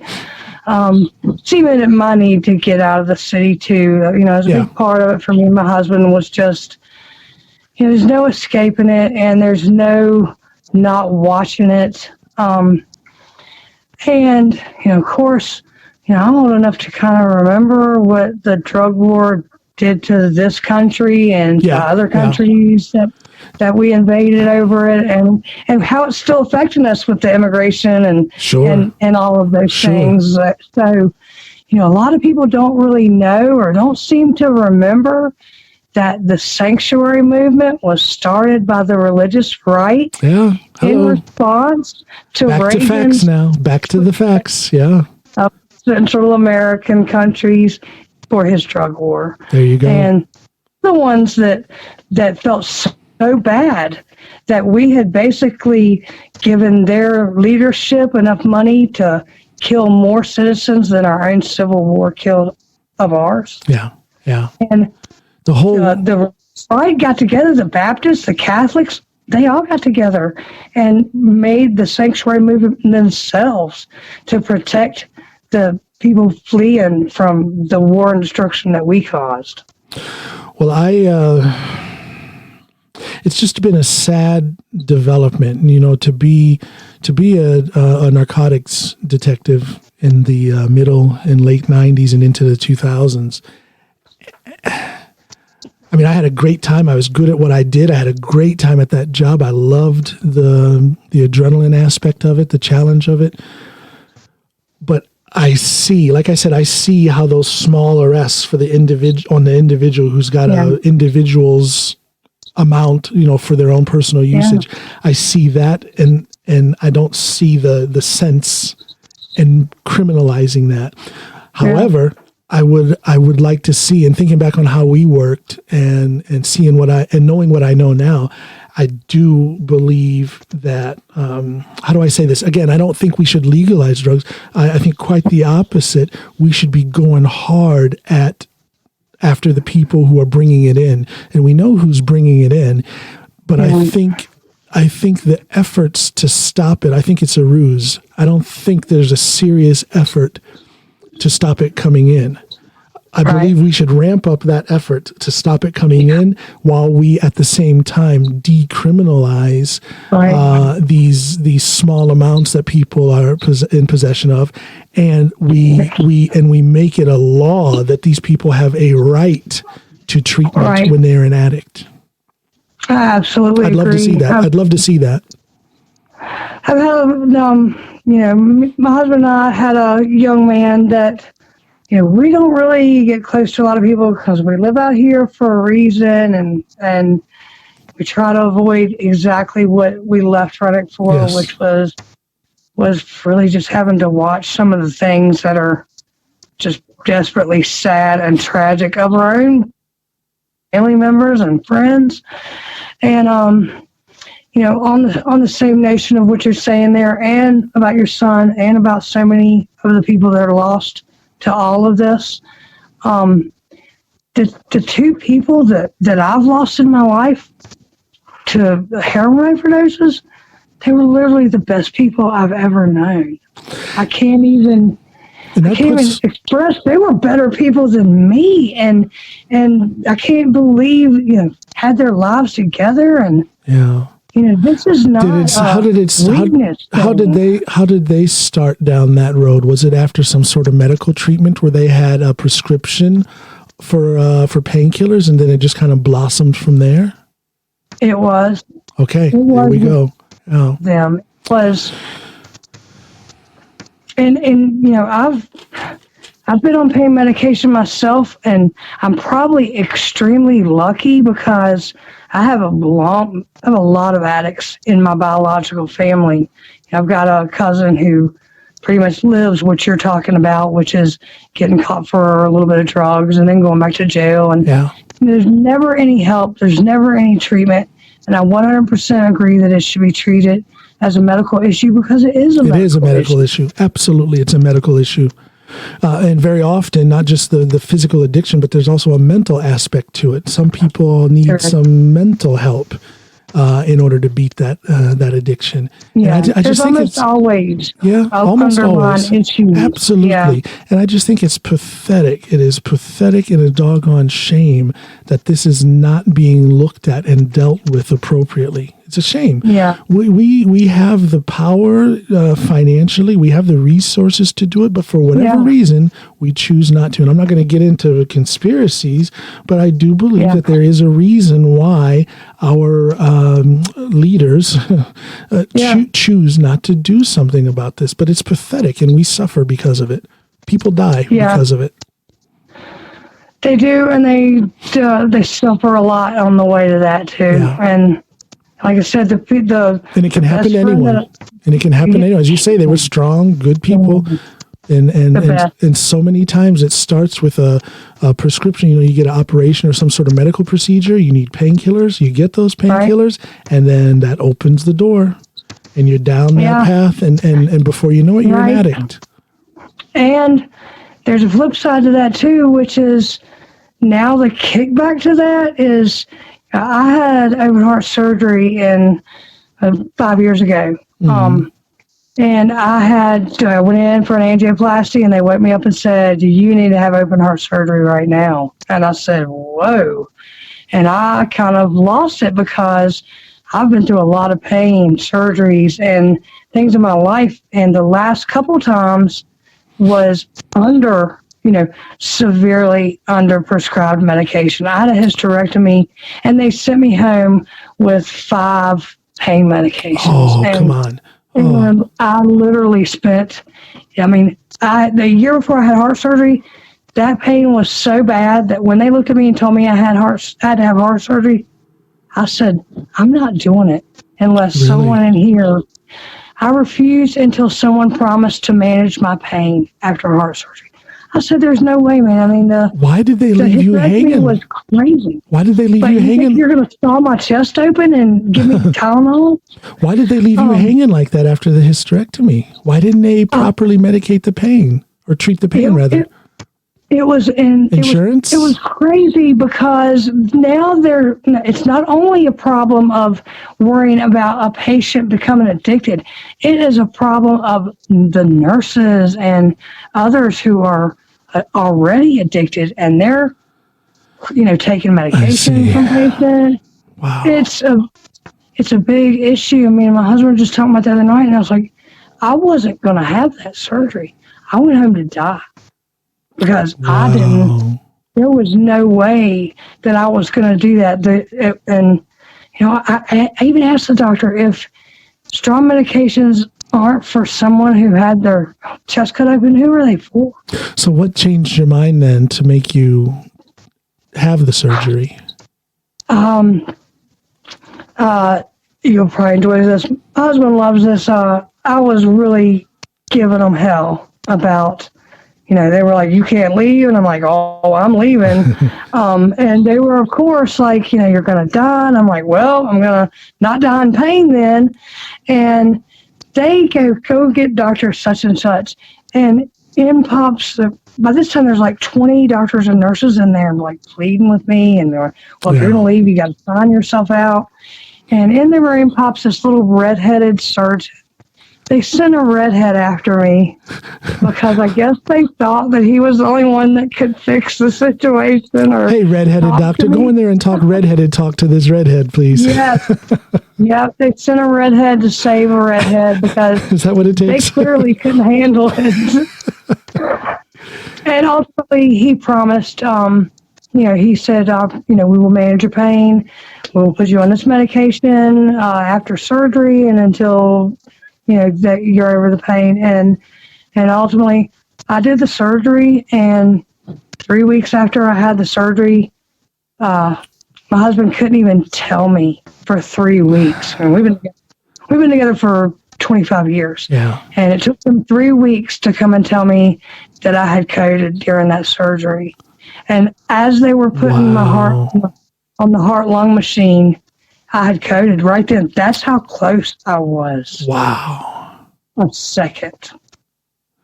So they didn't tell you this until sometime afterwards. Yeah, the surgeon come out and told my husband as soon as the surgery, this happened, she's okay, everything's okay. She's in the recovery room now. But yeah, they told him that immediately after the surgery, and it took him 3 weeks to even get those words out to me. So how did you react when he told you that then?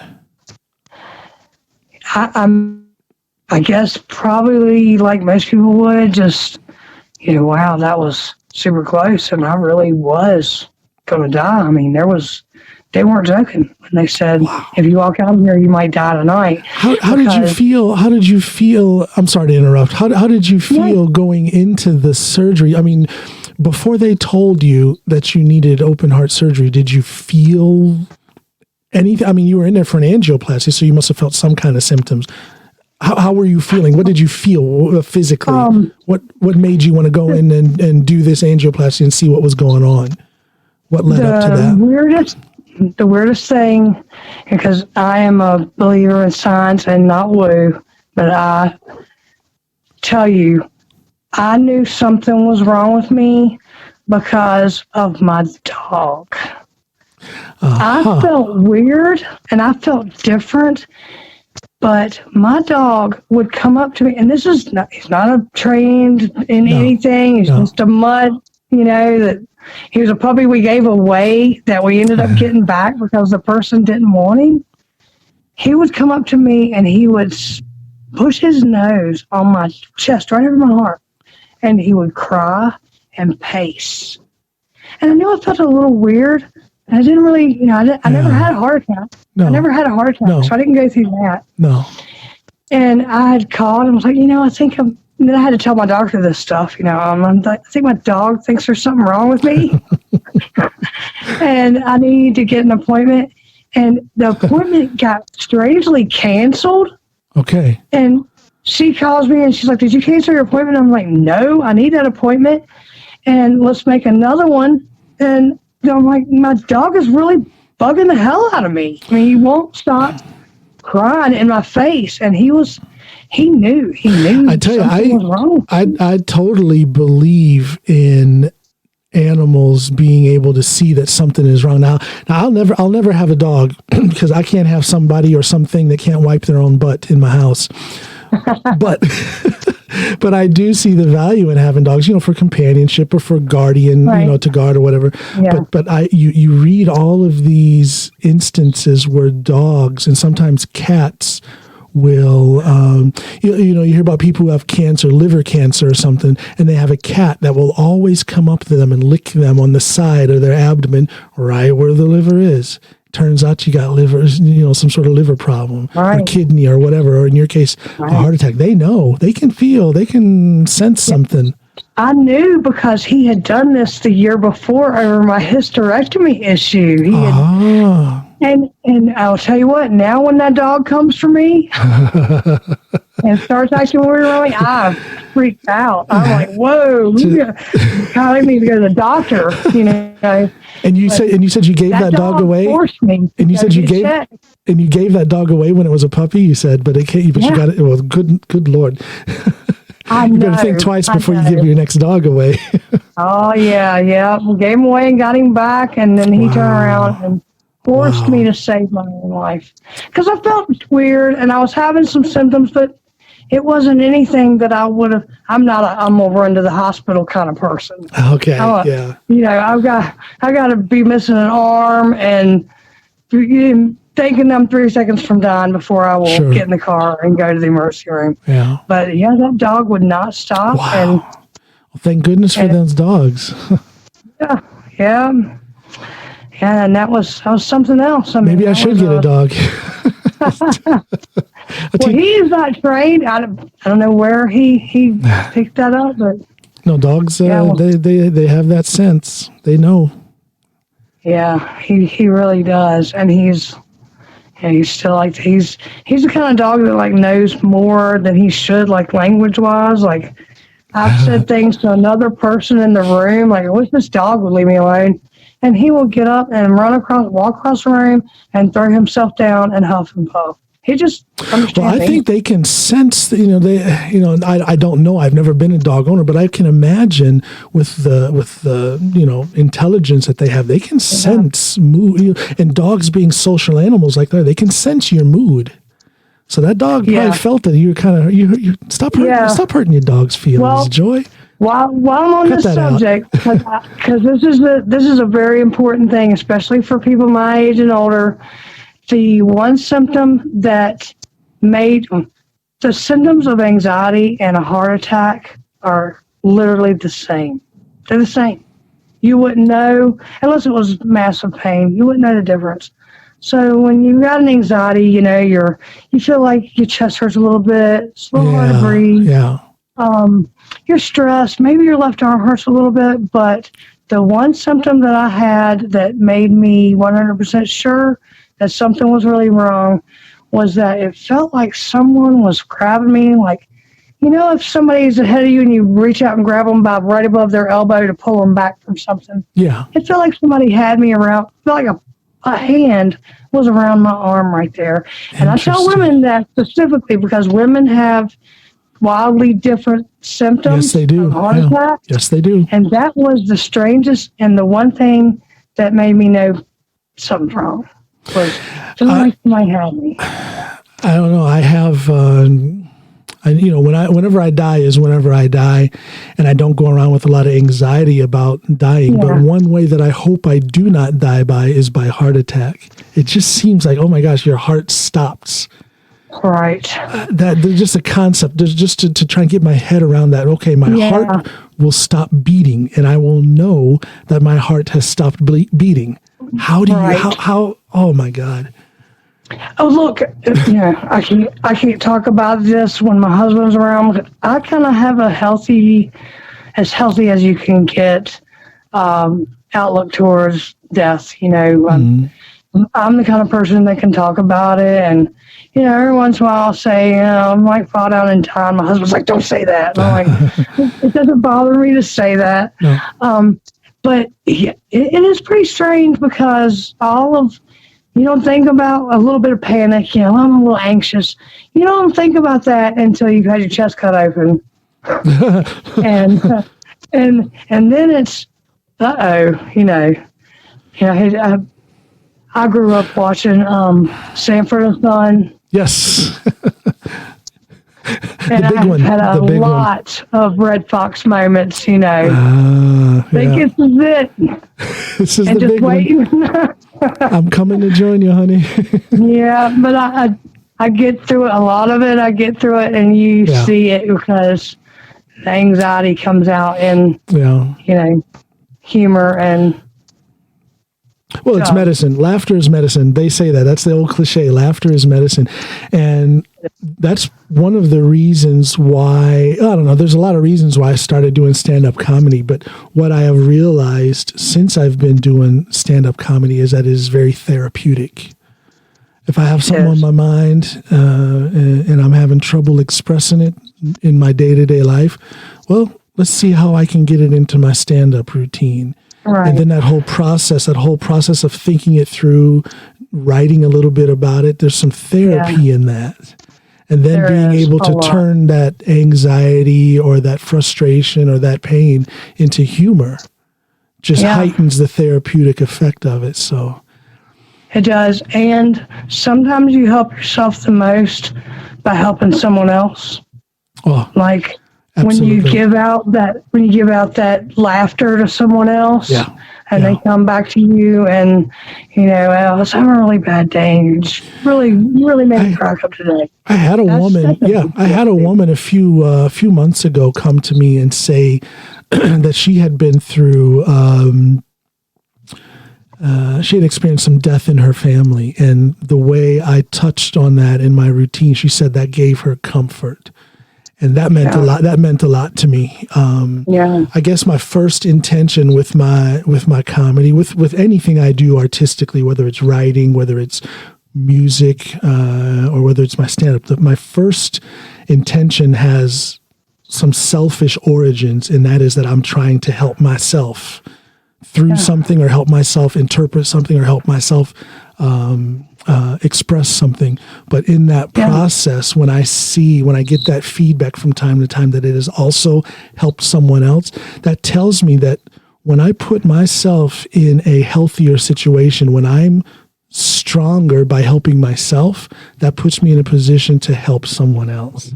What do they tell us? What do they tell us on the airplane? When the mask falls down, put yours on first so that you can help the child or whoever's sitting next to you. So I'm just putting my mask on first so I can put the mask on someone else who needs it. It sounds like you were maybe raised by someone who was a lot like my mom, because that's kind of how I was taught, that you can't really do for others if you don't take care of yourself first. Well, my upbringing, my biggest influences, my mother, my aunt, and my grandmother.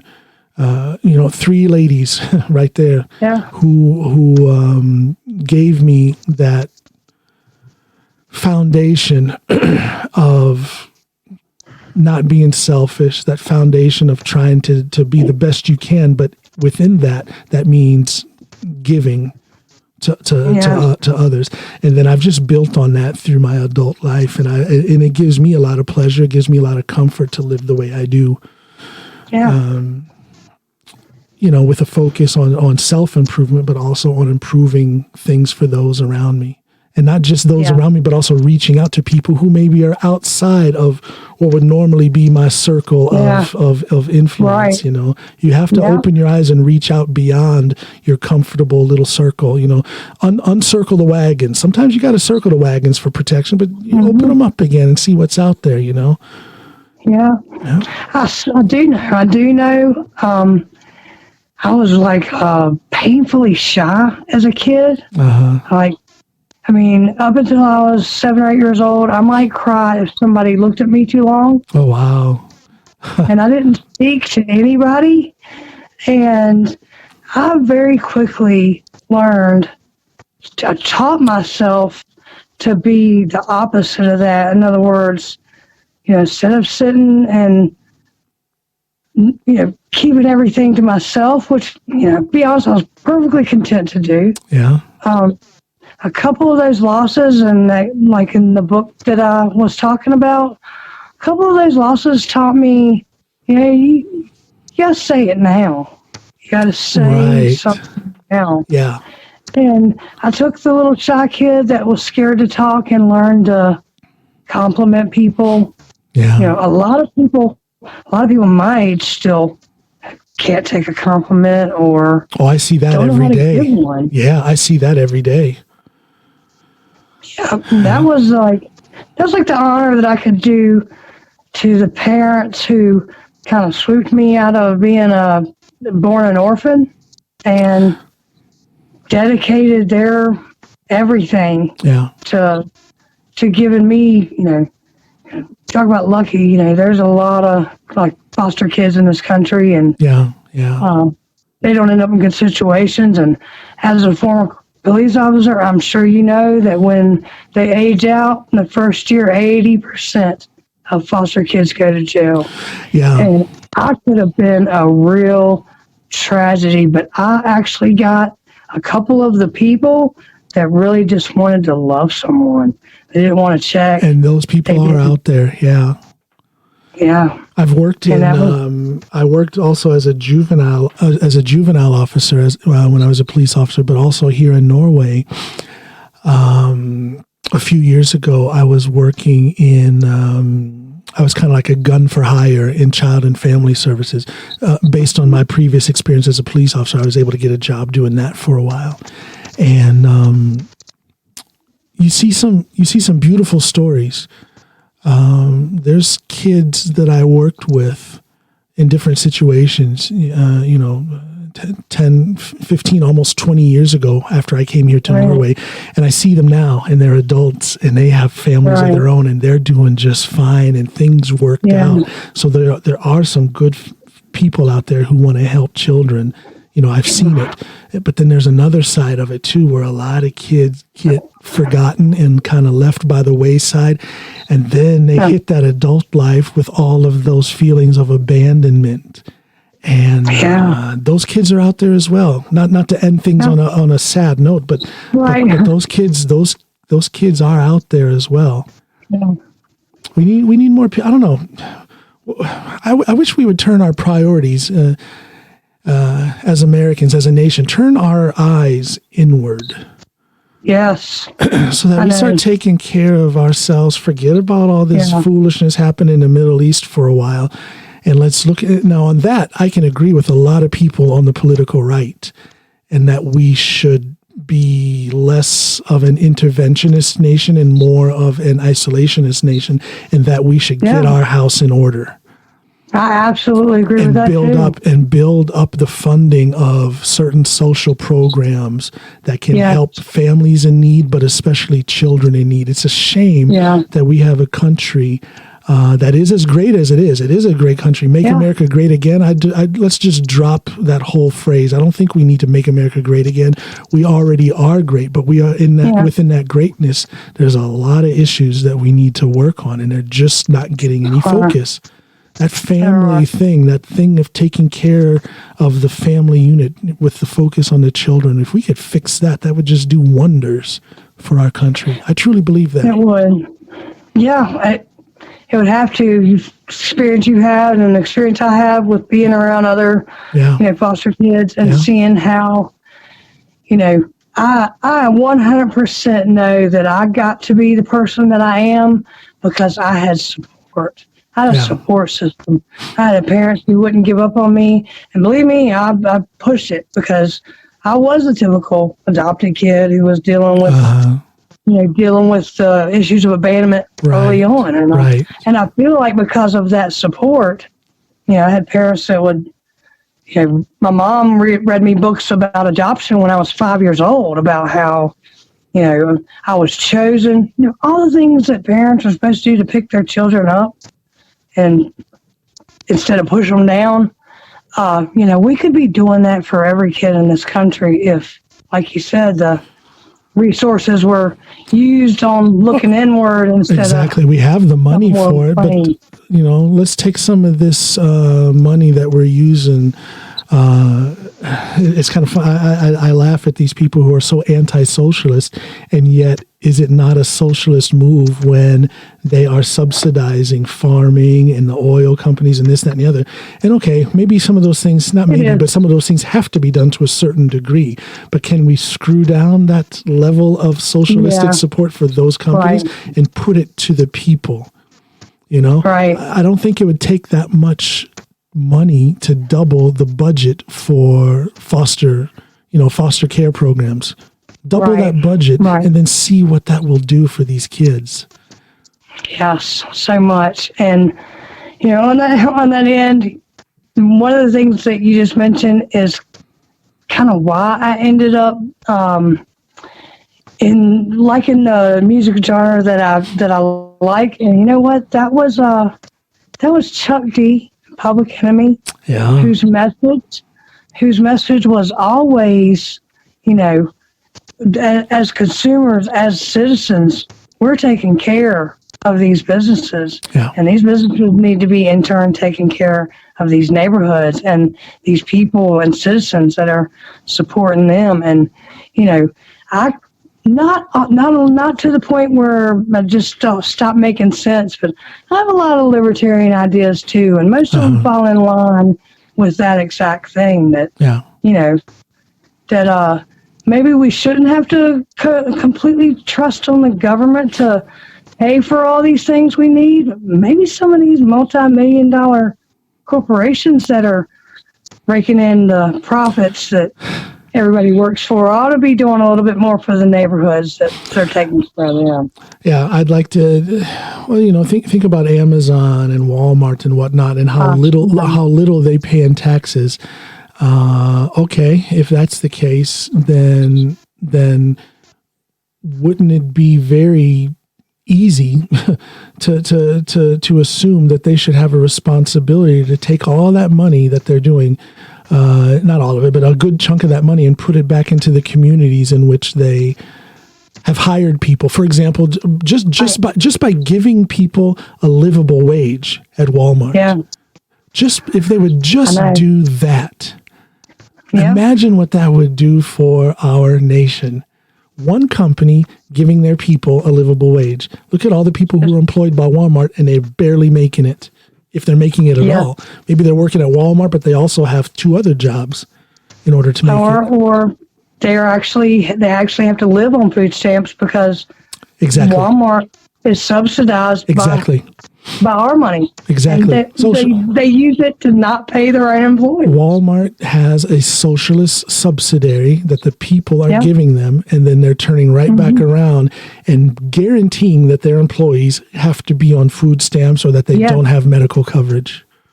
Yeah, that's one of those questions that I hit some of the welfare haters with, and they want to know how much money is coming out of their checks to pay for food stamps. Well, I think on average, for the average working middle class, I think to pay for food stamps, we pay about $80 each a year. Yeah.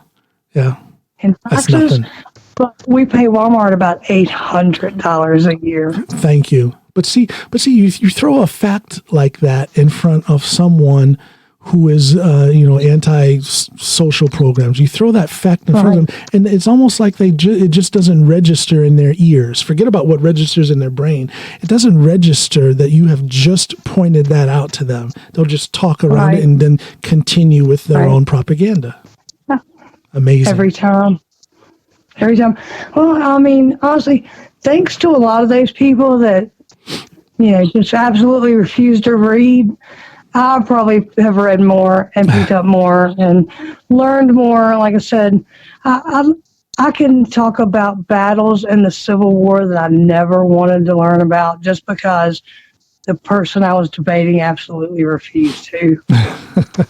Well, I tell you, facts is a good weapon. Facts is a good weapon against a person that you're debating against. You know what, Miss Joy? I want to say congratulations. I do believe this episode has been over 3 hours. Oh, wow. Or coming up on 3 hours. Maybe it's 2 hours and 45 minutes, roughly. Yes. I do have to let you go. I have a beautiful wife who worked night shift, and I want to say hey to her before she goes to sleep. Yeah. I got to let my husband in from the building in the yard. Well, you say hi. Well, you say hi to that gentleman. I get the impression just from a couple of times I hear him talking and exchanging a few sentences with him. I think he's somebody I would really enjoy getting to know. I think y'all are living mirror lives a little bit. Yeah, we probably are. Yeah. So I want to say this before I let you go. You have an open invitation on my show. This has been an interesting conversation, and I've had a desire to meet you and get to know you from the very first post that I saw from you on Facebook. So this for me is it's like reaching a goal. I've always wanted to talk to you, and since I started the podcast, I've always wanted to have you on as a guest. I appreciate that. And the post I made earlier about really liking have people around me who refuse to be what they're supposed to be. Yeah. That's important to me. And it seems like I've found that person in you. And that's beautiful. Really happy that we've gotten to talk. And that's the kind of people that I like having in my circle, is people that refuse to just be what everybody else wants. Yeah, you got to find your path, and you've got to walk it. And I'm a firm believer in that. I work hard at not caring what other people think. I haven't quite gotten there, but I'm working at it. But regardless, I'm going to do my thing and enjoy myself while I do it. And I like seeing, just like you, I like seeing people who are doing that. It's a beautiful thing to watch. It's like an art, it's an art form to live your life in that way. So, yes, and I really do finally get when I try to tell you that your music wasn't just music. It was a really beautiful, soulful thing, and I learned tonight why that is, and it's really good. And I hope you continue to do that, because I think there's probably a lot of people out there that'll feel what you're putting in there. And well, thank you for saying that. As much as I love my podcast, as much as I love stand-up comedy, my heart is in the music making thing, the writing and the recording process. I have 4 singles out there, but more is coming. My whole album project got put on hold yet again when my son passed. That rocked my world, and everything just stopped. Yeah. So that's why there's only been these 4 singles so far, but I have started recording again. I do have more songs that are finished, and very soon that album project will be finished. Yeah. So don't stop doing that. No, that's therapy. It's medicine for me to do my music. That's where my heart is. The love that you're putting into that music is someone else is going to feel that when they need it. Thank you. Thank you for saying that. Absolutely. That's beautiful. That's beautiful. Sure. I kind of, like I said, when I do anything artistic, first and foremost, it's a selfish undertaking. It's so that I can work out things. But again, when someone says things like what you just said, that touches me. So thank you for that. Thank you. Absolutely. Yep. Miss Joy, you are a beautiful soul. You are. Thank you. I feel the same way about you. Thank you so much. We're going to talk again soon, but okay. Get yourself some sleep. Maybe you'll be seeing a Virginia sunrise. Maybe you'll be in bed before that. But I'll probably see this one. Well, be blessed, and we'll talk again soon. Okay. Thank you. All okay. Right. Bye. Good talking to you. Bye. Bye-bye. Okay, everybody. Wow, that was a great episode. I really enjoyed talking to her. Miss Joy Lynskey, everybody. Thank you for being with me on this episode. Bye, everybody. I'm coming home. I'm coming home. Yes, I am. Yes, I'm coming home. I'm coming home. Yes, I am.